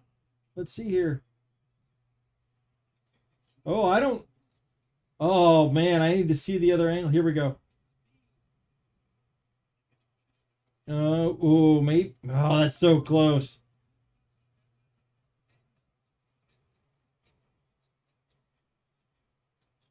I need some volume here. What are they calling here?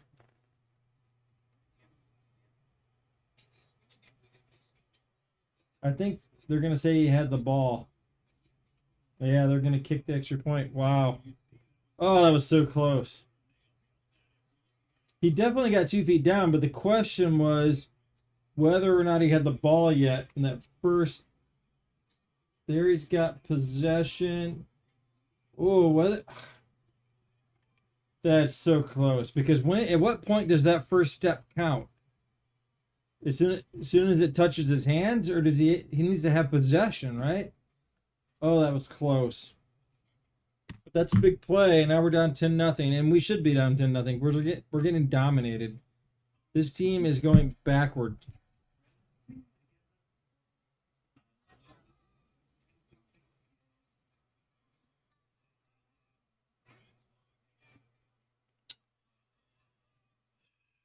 What is going on?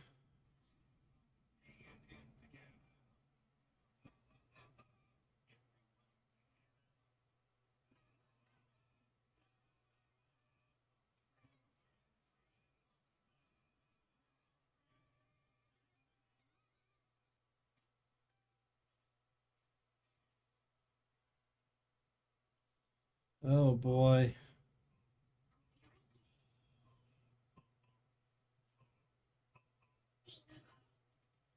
The Homes.com network just hit 100 million visitors. Yeah, we get that every month. I don't know how to change the song on Homes.com, the place to find a place. Gold Peak Tea is the perfect dish to pass this holiday season. It's brewed with real tea leaves and real cane sugar. Can someone save me a place? Gold Peak Yikes. real brewed tea. Real is gold. Target's Black Friday deals are delivering big surprises all week long. Get 40 to 50% off amazing holiday gifts. Like these headphones, Monster Jam playsets, racing drills, 10-0. and ceramic coffee makers. Get 40 to 50% off Black Friday deals now at Target. Hurry, deals end Saturday.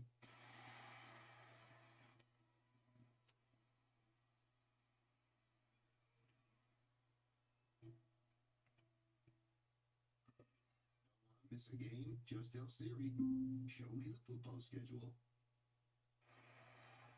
I'd say that's some catch by Dontavian Wicks, and you saw with multiple replays the right foot was down when he caught left foot in his first touchdown of the year on a 4th down and 3 to put it up.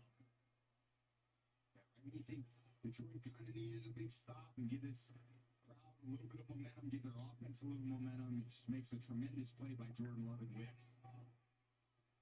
And again, it tells you the mindset of what Coach LaFleur is into. Hey, we're going to be super aggressive. We're going on the road. We're going to win. We're not going in there to kick a bunch of field goals. Gutsy call, it paid off. Lions find themselves in a early run. Take a knee and start from the 35. All right, we'll get the ball back to the 35. We got to do something here on offense. Like, we literally have 10 yards of offense. And Branch never really sees the ball come out of Watson's hand, out of Love's hands. And then the knee-to-knee contact, you can see why he's a little banged up after that play. And grimacing as he catches it. Tough catch. Stayed with it, right? Incredible concentration. Now Lions need something. Now the first lead on the first quarter. Jared Goff. All right, let's do something. We got a fullback in the game again. Who is that? 41?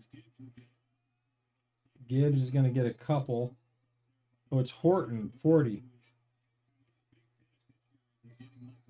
He has had an amazing year. 4 sacks for him. It's been all over the place.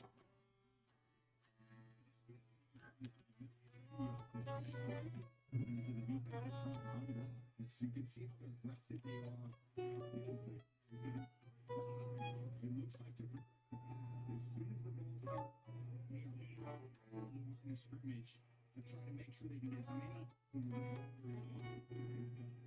Goff back to throw. He's got a man over the middle. It's Williams. He's got a little bit of. Oh, he got thrown down hard. But he's going to be across midfield, almost to the 40, about the 41. And he's going to have to step up today.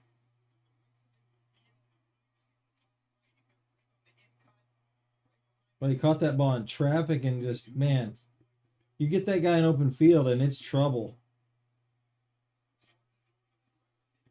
So here we go from the 42.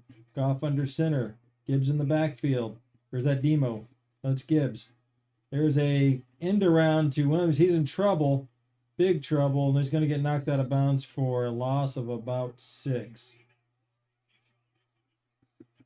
We'll call it 5, 2nd and 15. Against the defense that's always heavy in pursuit. So you just try to run the end around and Danny Agar says, great controversial touchdown. This is going over so well with my family. Here we go. 2nd and long. We need a chunk play here. Goff under center. Fullback back in the game. Hand off to Gibbs. He's going to bounce it outside. He's got a little bit of room. Daylight. Oh, he's going to work his way down inside the 30 for a Lions first down. Big gain of 17. Feed that man. Feed that man.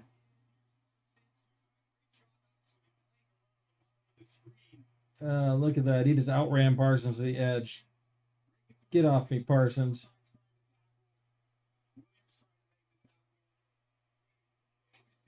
Here we go. 1st and 10, the 29. We need a score here badly.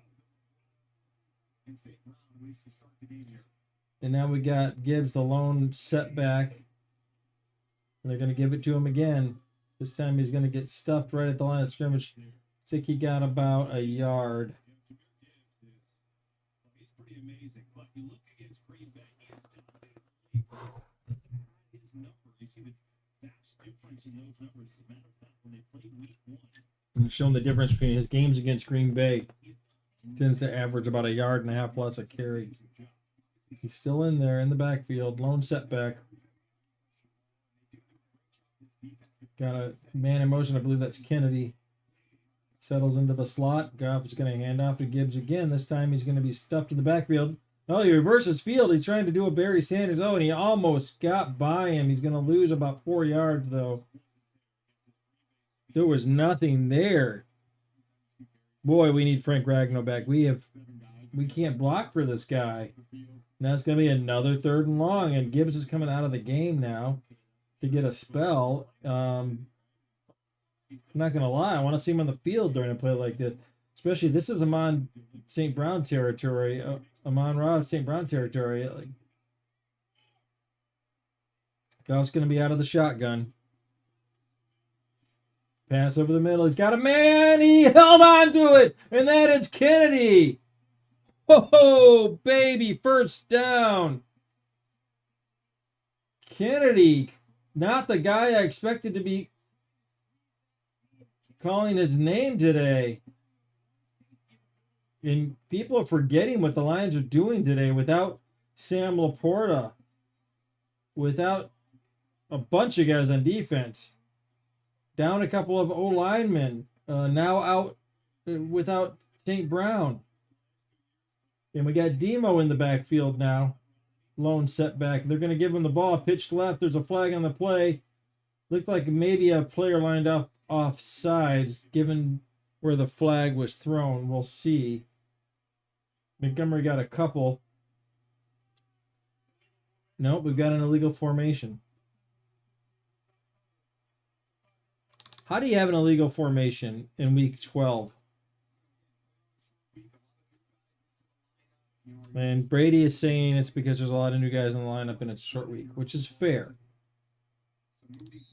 And this is what I was talking about earlier about they say like the hardest part about going from college to pro, other than the quicker, how much faster everything happens, is just knowing where to go, where to line up. It's going to be first and goal from the 14 now. Goff is calling an audible. And he's going to give it back to Demo, who powers his way down to the 6-yard line. Demo says, don't forget about me. Look at that. Just bull rushing these guys. He was hit at the 10 and bullied his way all the way down to the 4-yard line, or sorry, the 6-yard line. It'll be second and goal now. A little more manageable from the 6. This is Amon-Ra St. Brown territory. Unfortunately, he is in the locker room with a hurt ankle. There's another handoff to Demo. He's going to get down to the 3-yard line. It's going to be third and goal from the 3. And you can bet your bottom dollar this is 4-down territory for Dan Campbell. Jahmyr Gibbs is the best running back in the NFL, in my opinion. But I'll tell you what, Demo is in there getting the tough yards.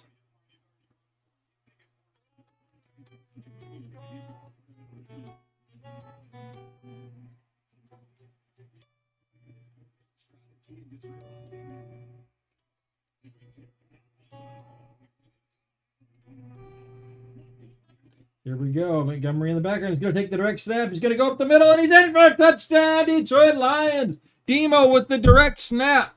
Boom. We are right back in this game somehow, some way. Extra point pending. Down by 4, soon to hopefully be 3.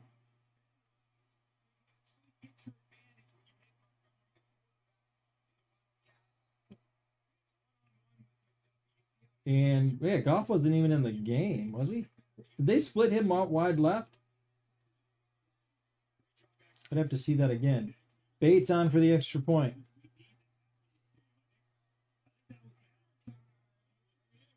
And good snap, good hold, kick up, kick good. We've got a 7-10 ball game. New life for your Detroit Lions.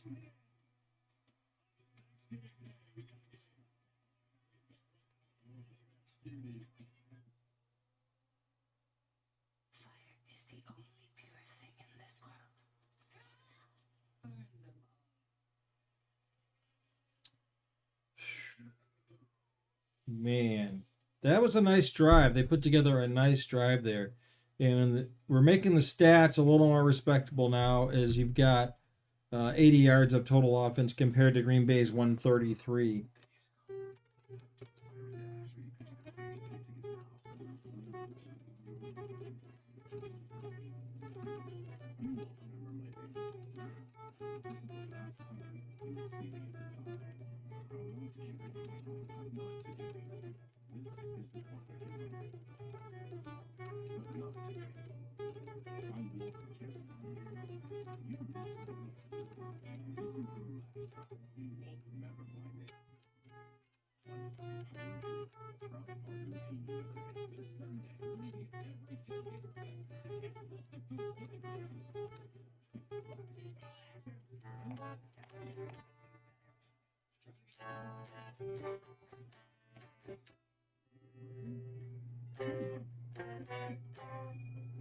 Jeremiah was a bullfrog. What's a good friend of mine?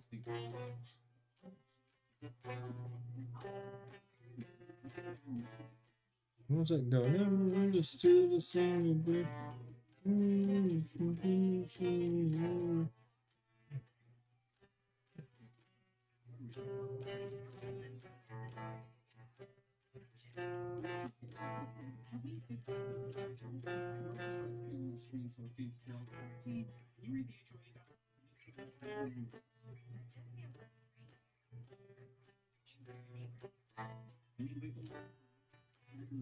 Good indeed. Jeremiah was a bullfrog. Was a good friend of mine. Never understood a single word he said. Never understood singing. That doesn't sound right. Never understood you singing with you.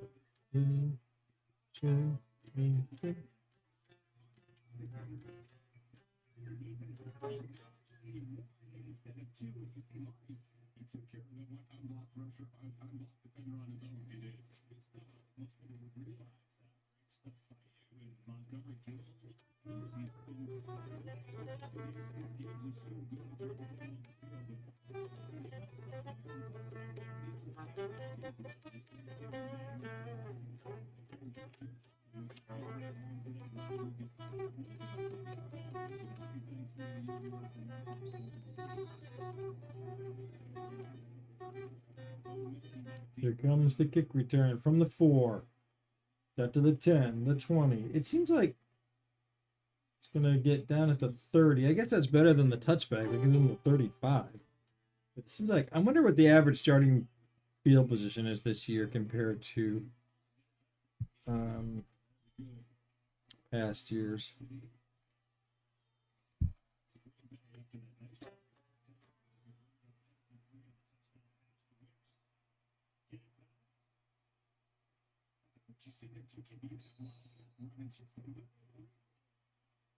It's still I know that he's not getting the love but that Jameer's getting lately, but it's still the Knuckles and Sonic show.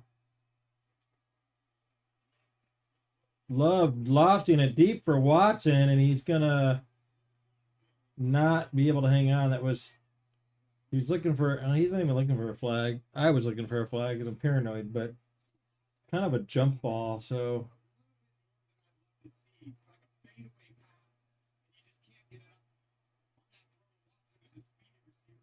yeah, and he's playing the ball. It might have been offensive pass interference, to be honest.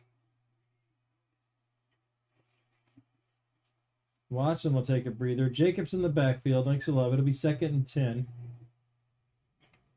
Love from the shotgun. 2-step drop. Quick throw. Got a man. Gain of 6 and out of bounds. Big time 3rd and 4 here. Call it 3.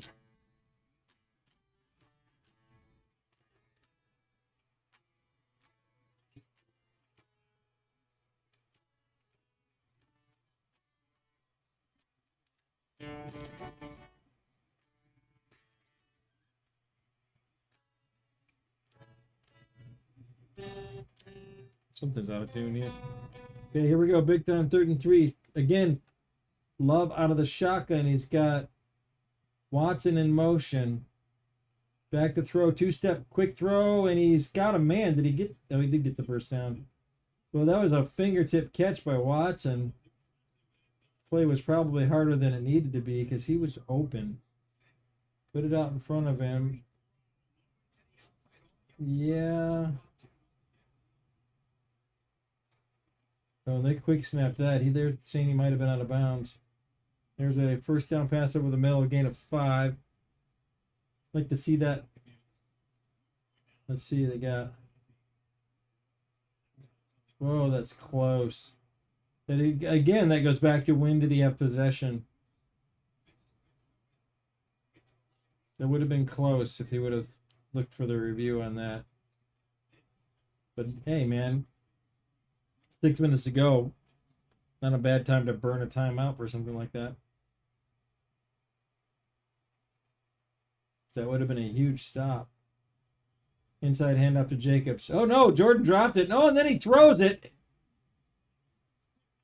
Jordan Love dropped the ball, picked it up, threw it, and then the receiver dropped it. He still could have made something out of the play. We got a flag on the play after all that. Let's see what we got. Looks like it's against the Packers. They're asking. Oh, now they're going to pick it up. So it's just an incomplete pass. Yeah, it was. Looked like Jacobs thought he was supposed to get the ball.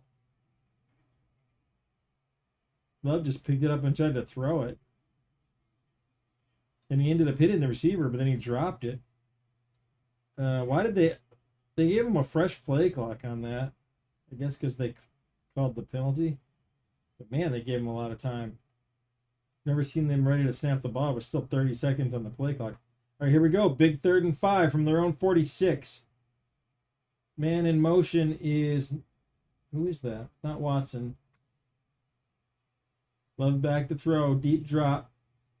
Going to throw it. He's got a man. He's got it complete. And they're going to have a first down at the Lions' 35-yard line. Oh, feels like their guys are just always open. Can't stand it.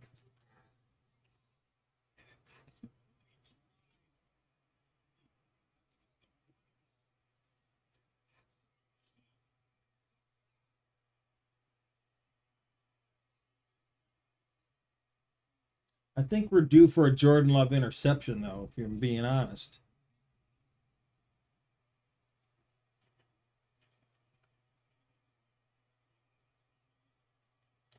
Inside handoff to Jacobs. He's going to get a yard, maybe 2. It'll be 2nd down.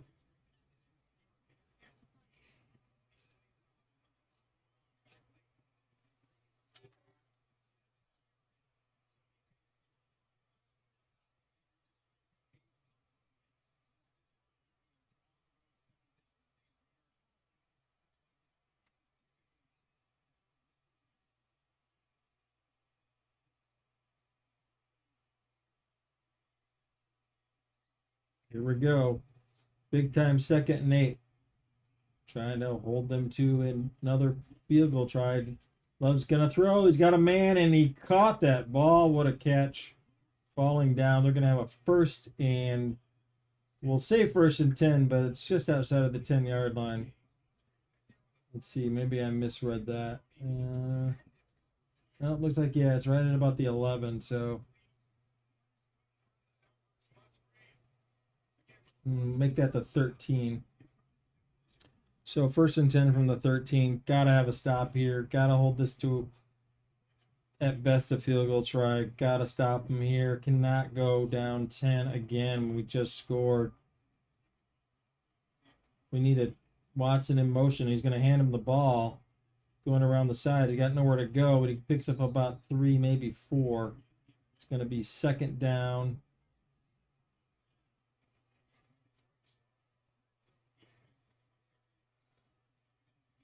Hutch out of the game for a breather? What's going on there? Get in the freaking game, Hutch. No, he's coming back in. Okay.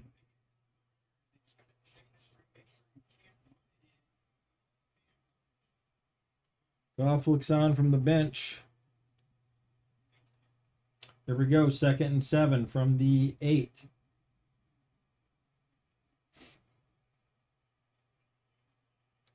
Jordan back to throw. He's going to loft one up, which, I don't know what that was. That was a dangerous pass, but he just kind of floated it out there to nobody. Big time 3rd down right here. We need pressure. Got to get pressure here. If they have time, they will score a touchdown. That's my prediction. If this guy gets 4 seconds, it's over. If they can get him in 2, we get a sack and they try a field goal. But here comes Love out of the shotgun. And we got a whistle. That's got to be against the offense.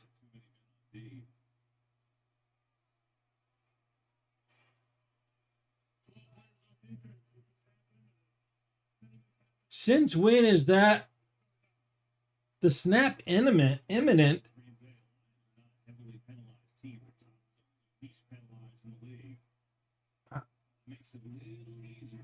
So the Lions get flagged for 12 men on the field. It's going to make it 3rd and 3 now.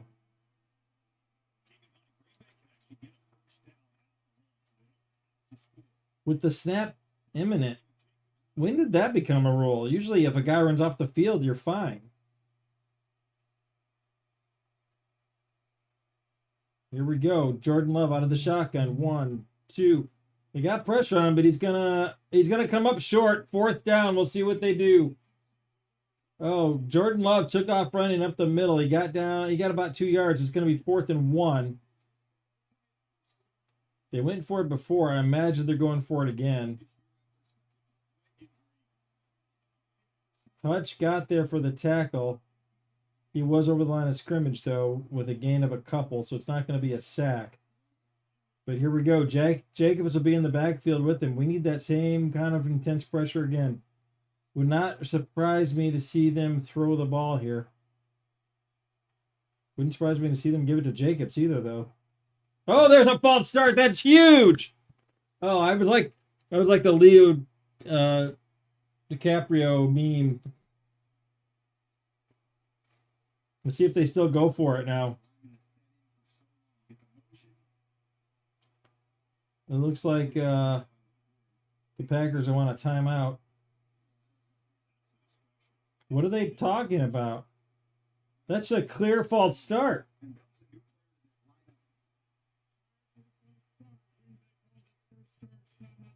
What?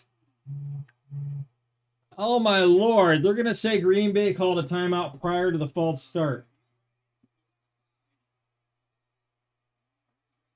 No!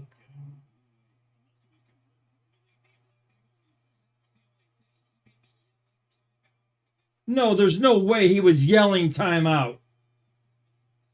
There's no way he was yelling timeout but not signaling anything with his hand. Give me a freaking break. That's a horrible call.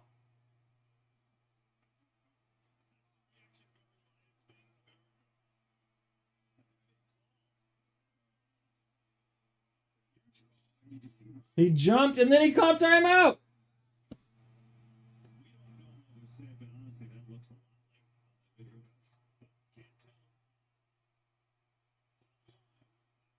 There's no way you just yell timeout but don't motion it with your hand. There's zero chance that that's what happened. Oh, that's such a huge play. Hey, man, this is ball don't lie time. Let's stop this dude. Sack him.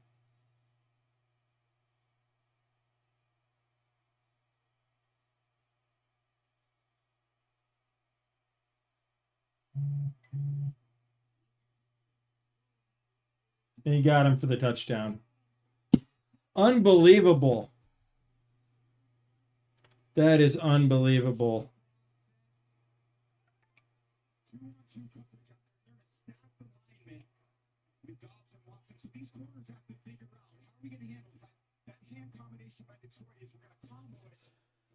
Wouldn't be Thanksgiving without getting to watch the Lions get fucked.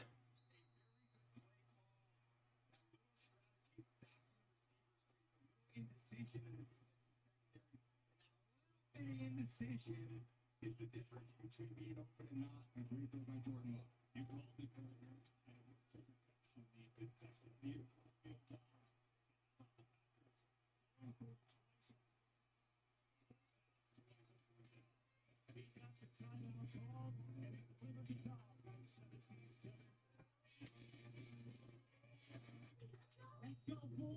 One thing I've noticed about football fans is they hear talk while the players can actually hear them. Proud of you. Looking good. Keep it up. But when you have Geico Insurance, you will always... Unbelievable. They have top-notch customer service. Unbelievable!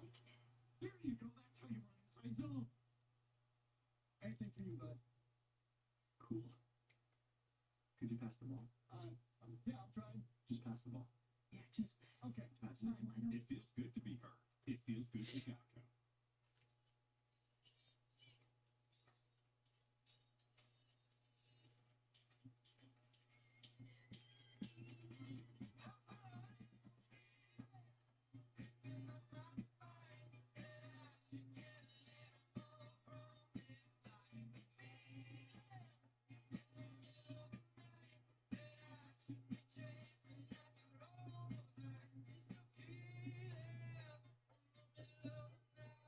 So for Mom, I was thinking, I thought she didn't want anything. well, like when she says she doesn't want any fries. And she eats all her fries. Exactly.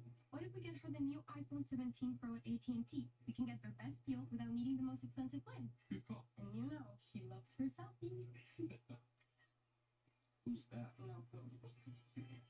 Get the all-new iPhone 17 Pro on us when you trade in your old iPhone. Any condition. Most expensive plan now required.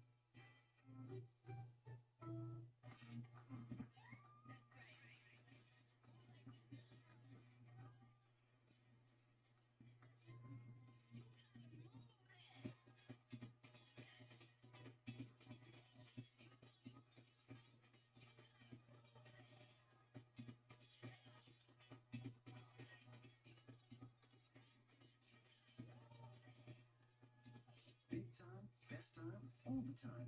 Come seek the Royal Caribbean. Patrick Dempsey, Interview with the Killer. Series premiere this January on Fox. This broadcast is copyrighted by NFL Productions for the private use of our audience. Any other use of this broadcast or any pictures, descriptions, or accounts of the game without the consent of NFL Productions is prohibited. Unbelievable.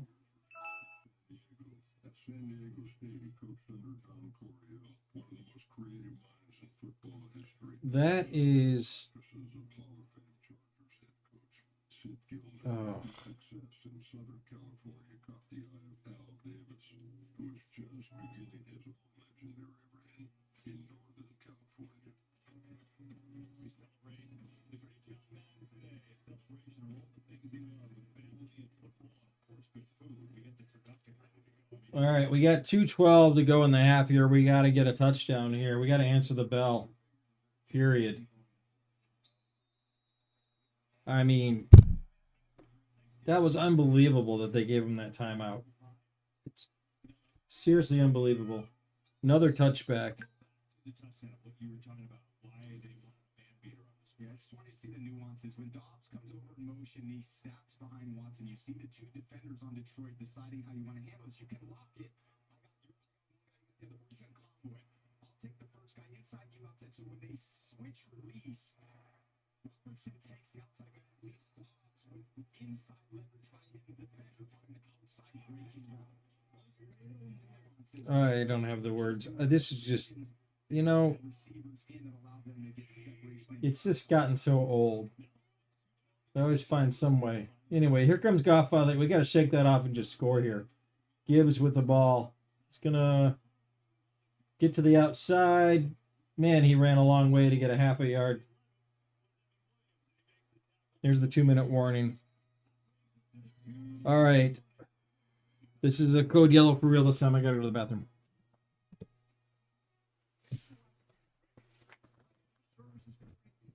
I'm just going potty.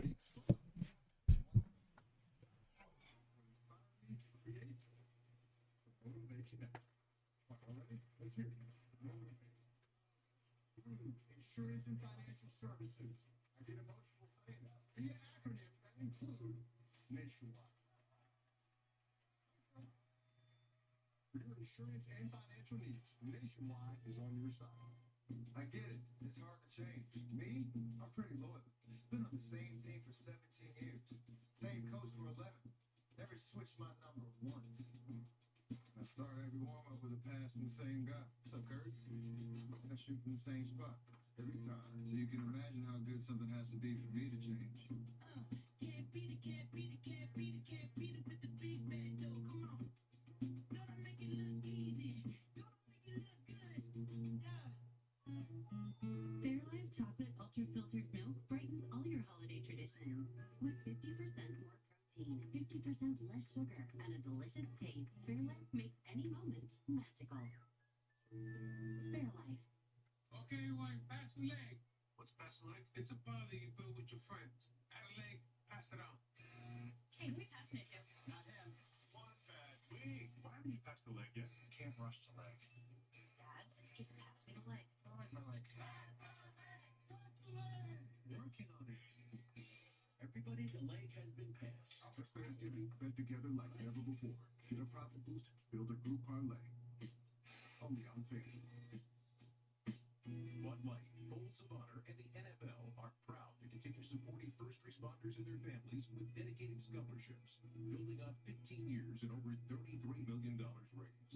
Earlier this season, Bud Light partnered with the Cleveland Browns and offensive lineman Wyatt Teller to thank Cleveland-based first responders for service to their community with a behind-the-scenes tour of the Browns practice facility. To the families of fallen or disabled first responders, see how we can help you at budlight.com/folds of honor. Successful defense against the pass must begin with the effort of those men up front. Pursuit is the heart of the defense. And when you get there on an angry move. Make that his pass protection. And his team with him. Well, that's so perfect. I think Lombardi would have loved Micah Parsons. You know, everybody loves Micah Parsons. His play style, his energy. Came in the league as a middle linebacker. And then now transition to a full-time defensive end. Every time when I used to play against him and he was lining up linebacker, he's not going to be chasing me. 2 minutes for the Lions here. Down 17-7, second and 10.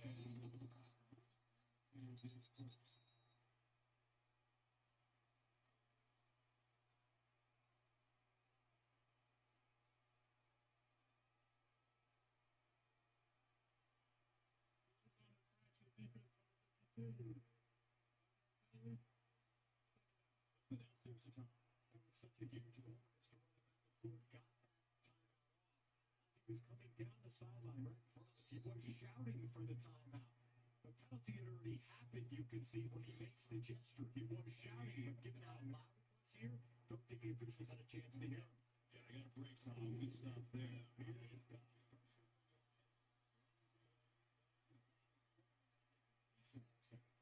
In the end, a couple grabs in this game. With the injury to Amon St. Brown, that's the big one. Aaron tell us that he had the ankle injury. He got pulled up by his own teammate. He hasn't come back. The Lions is trying to figure out what. That was 84 total yards in his first half. Ways to gain yards without limited injuries and trying to control the aggressiveness of his run.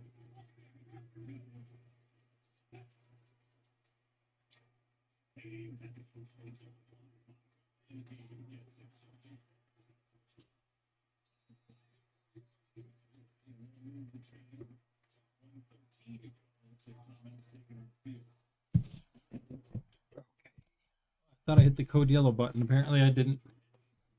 Hope you didn't hear me go into the bathroom. That would be embarrassing. All right, first down. We need something to happen here.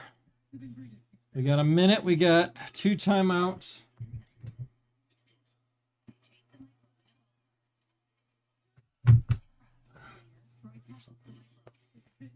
There's nowhere left for you to go except down the drain. In a locker room shower, Aiden, and children. Tackle Dandridge. Aiden Hudson watching his own commercial while he's playing. So 1:14 to go. 2 timeouts. Tesla in the game. Gibbs in the game. Who else we got out there? I'm assuming Montgomery is not, and he's not. Looks like Kennedy's out there. Jamison Williams, obviously. Pass over the middle to Jamison. He's stayed on his feet inside the 30. Let's go. Boy, oh boy, if he stays on his feet, he probably scores on that. But he was miraculous that he stayed on his feet that long, honestly. Here we go. First down at the 28-yard line. And we've got a timeout, Green Bay. They probably called that timeout about 3 minutes ago, and they just decided to give it to him now. Oh, they're probably going to say he actually called that timeout before that gain by Williams. 52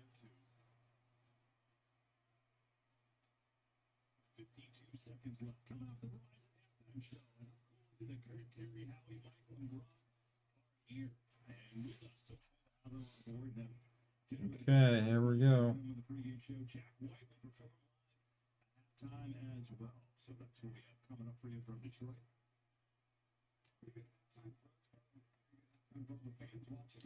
Jack Black. I think he's performing at halftime. Not Jack Black. Jack White. Jack Black. That's funny.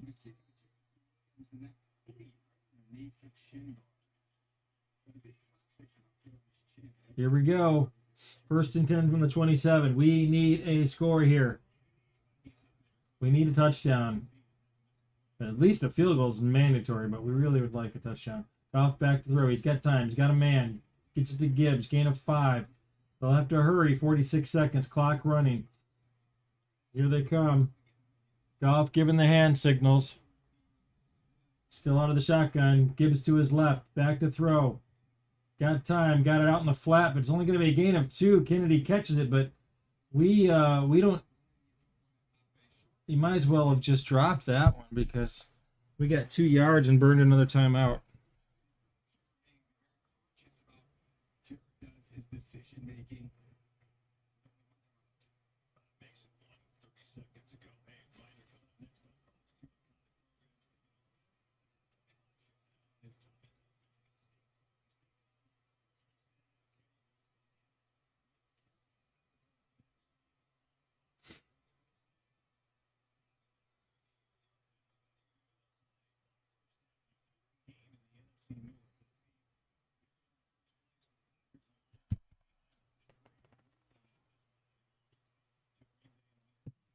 Kyla, where are you? Did you go upstairs? Kyla?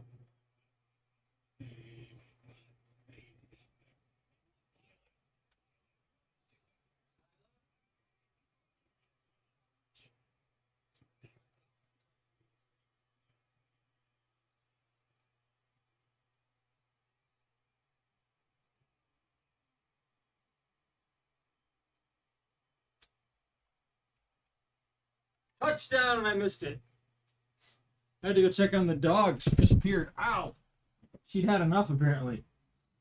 No flags? Was that Jamison Williams?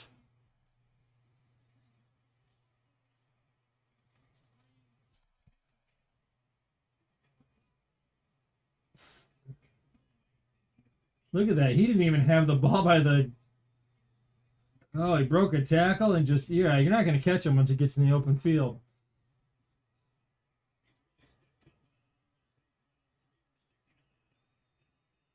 Extra point up. Extra point good. We've got a 17-14 game, ladies and gentlemen.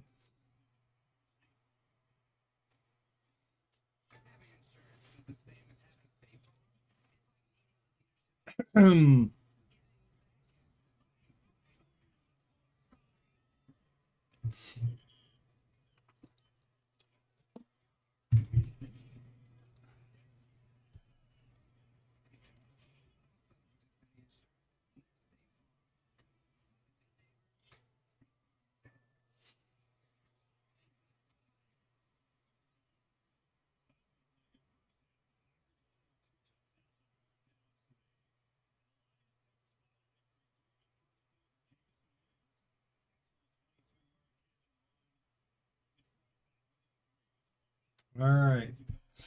Now let's get a fumble on the kickoff return. Were there any turnovers? There's been no turnovers in this game yet. I think it's about time for one. And it needs to happen right here. We'd already be in field goal range.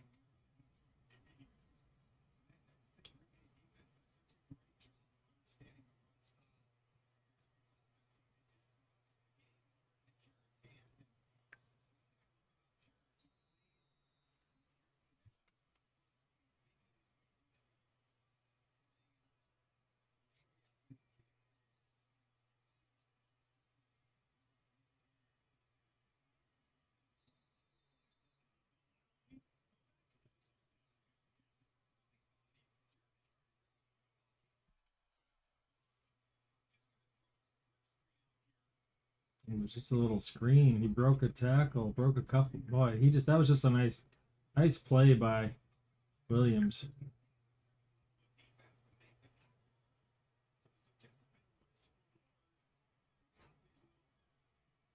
All right.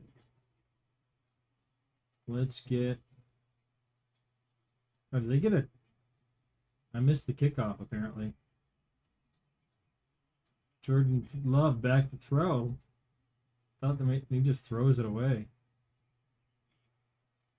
Is that not grounding? Like, what was that? I guess there was a receiver in the area.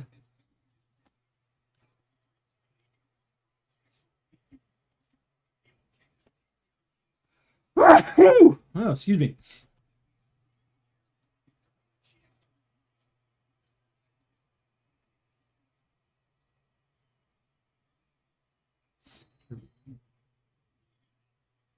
Second and 10. Now they just take a knee. That's going to be the half, ladies and gentlemen. Halftime.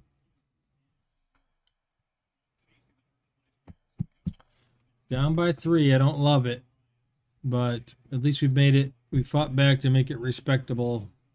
Not respectable, but a game. It's a game. It's anybody's game right now. And you got, let's see, you got the Lions being outgained 198 to 140, being outgained both passing and rushing. Gibbs has only got 32 yards, so they've done a good job of containing him.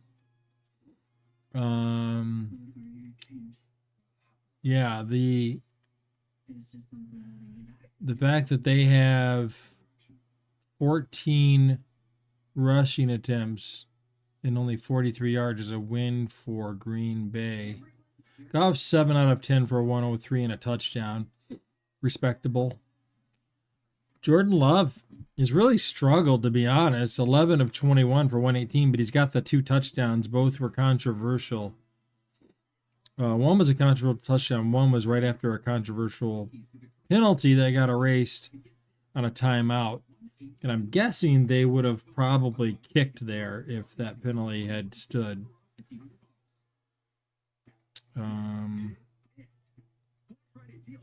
Jacobs having a decent day. 59 yards rushing on 8 carries. Let's go to the receiving yards. Leading receiver for Detroit. 3 catches, 69 yards, and a touchdown. That's Jamison Williams. Kennedy is their second. He's also got 3 receptions. Caught all 3 of his opportunities for 29 yards. That's been it. Gibbs had the 1 catch for 5. St. Brown was targeted once, but did not have a reception. Those 3 guys are it, man.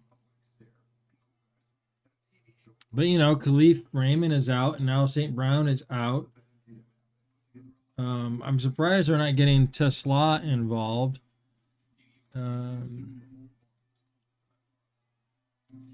Watson has been Love's favorite target, but he only has 2 catches out of the 6 targets for 21 yards.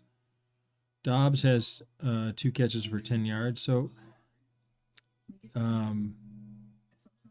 you know, the 2 touchdowns are the reason they're ahead, but 11 out of 21 for 118. It's not great. It's barely over 50% completion ratio, and the passes that have been off have been way off. You know, I'll tell you one thing about Love is he is not afraid to throw it to Watson when he's covered. He throws passes that should just never be thrown.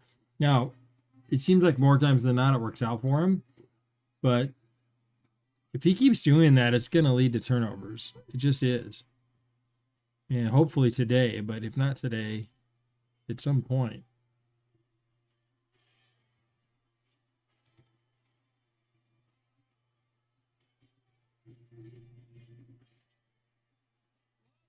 How do you know if anyone's watching on YouTube? Studio?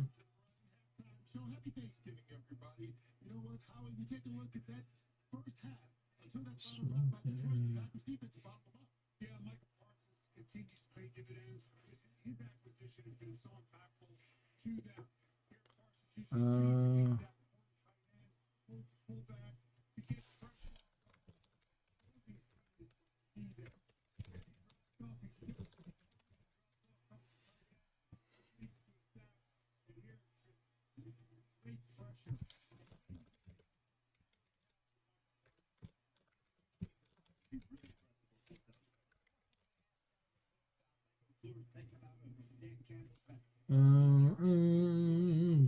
Where is...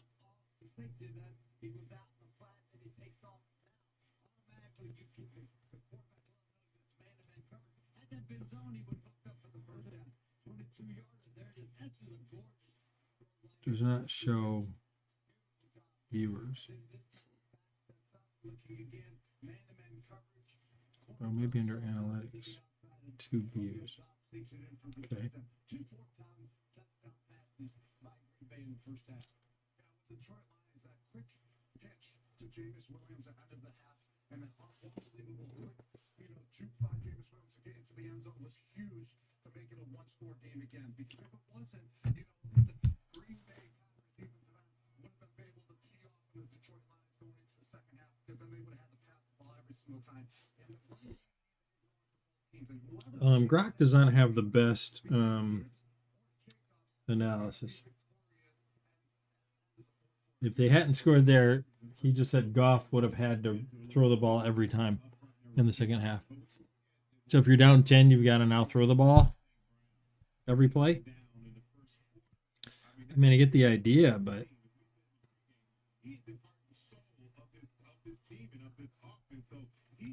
and don't forget, we get the ball to start the second half. And you know, when you watch, you get to figure out who is the next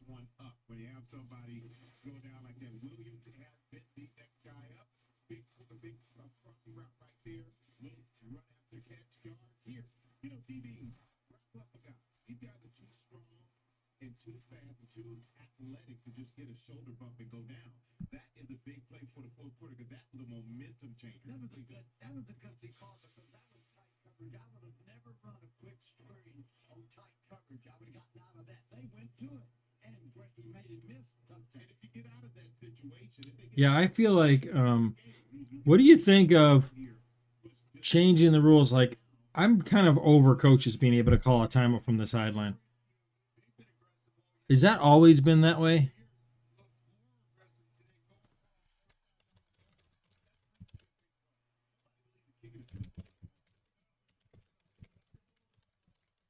I'm going to find out for you right now because I know you want to know.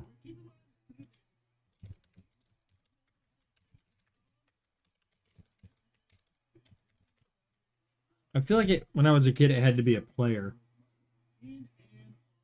Oh, the NFL rule allowing Thomas to be called from the sideline was changed in 1990 as part of a larger effort to speed up the game. Well, how does that speed up the game?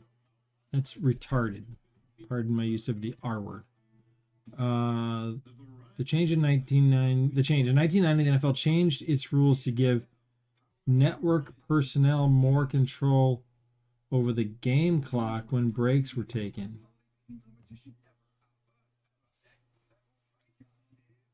The goal, this change was one of several made to help speed up the game, including reducing the time between plays. That's not really what my question was. Nick, when life knocks you down, it helps to know someone's in your corner. At Blue Cross, we never stop supporting you with access to the care you need to keep moving forward. What if I change this to called by the coach? I'm assuming it's only the head coach that can call it. And had your back. Oh, this is 2004. This is different. NFL changed the rule to allow coaches to call timeout in 2004. Before this change, only players could call timeout during a dead ball.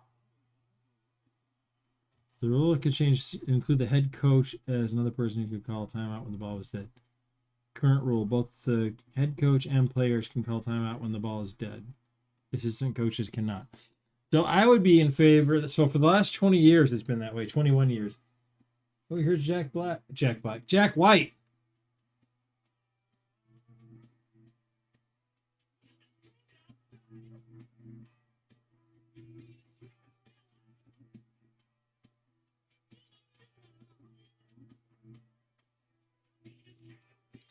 I would be in favor of changing that rule back. Because you know what? I'm sick of the coach calling timeout to ice the kicker at the last second. And then they get mad when the kicker kicks the kick anyway. I'd kick it too if I were the field goal kicker. Heck yeah, I'd take my practice shot.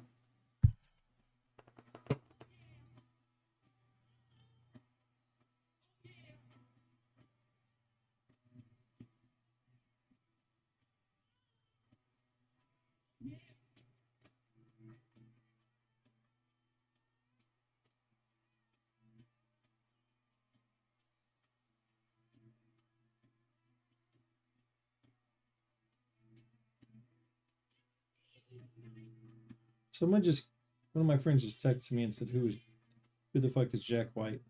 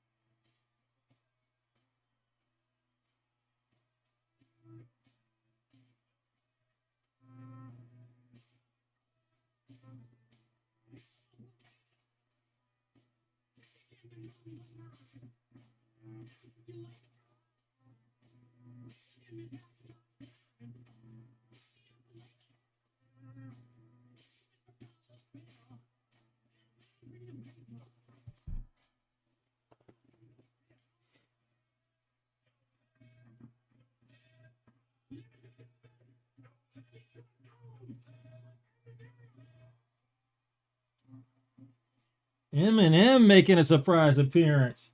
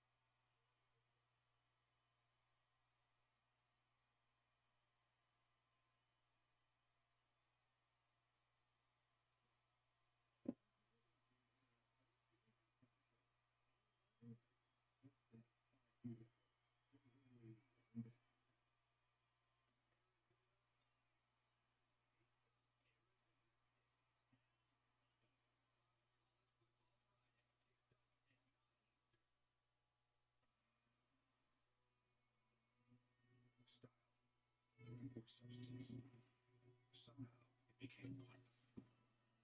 But there is another choice. Stopping until you have everything. Hit the GMC Sierra. Michigan residents get $1,000 lease cash. GM employees with a current eligible GMC lease use it to get this low mileage lease on the Sierra for $199 per month. Why choose Central Michigan University? Analyze the market. Get experience. Get hired. Get people healthy. Get experience. Get hired. In our lives at Central Michigan University. We do. A belt tire? Everyone's hard at work because it's our biggest sale of the year. It's Black Friday. Whew. That was a nice halftime show. Jack White, recent Hall of Fame inductee, by the way. In case you didn't know, now you know. He and his ex-wife Meg got inducted as the White Stripes this year. He won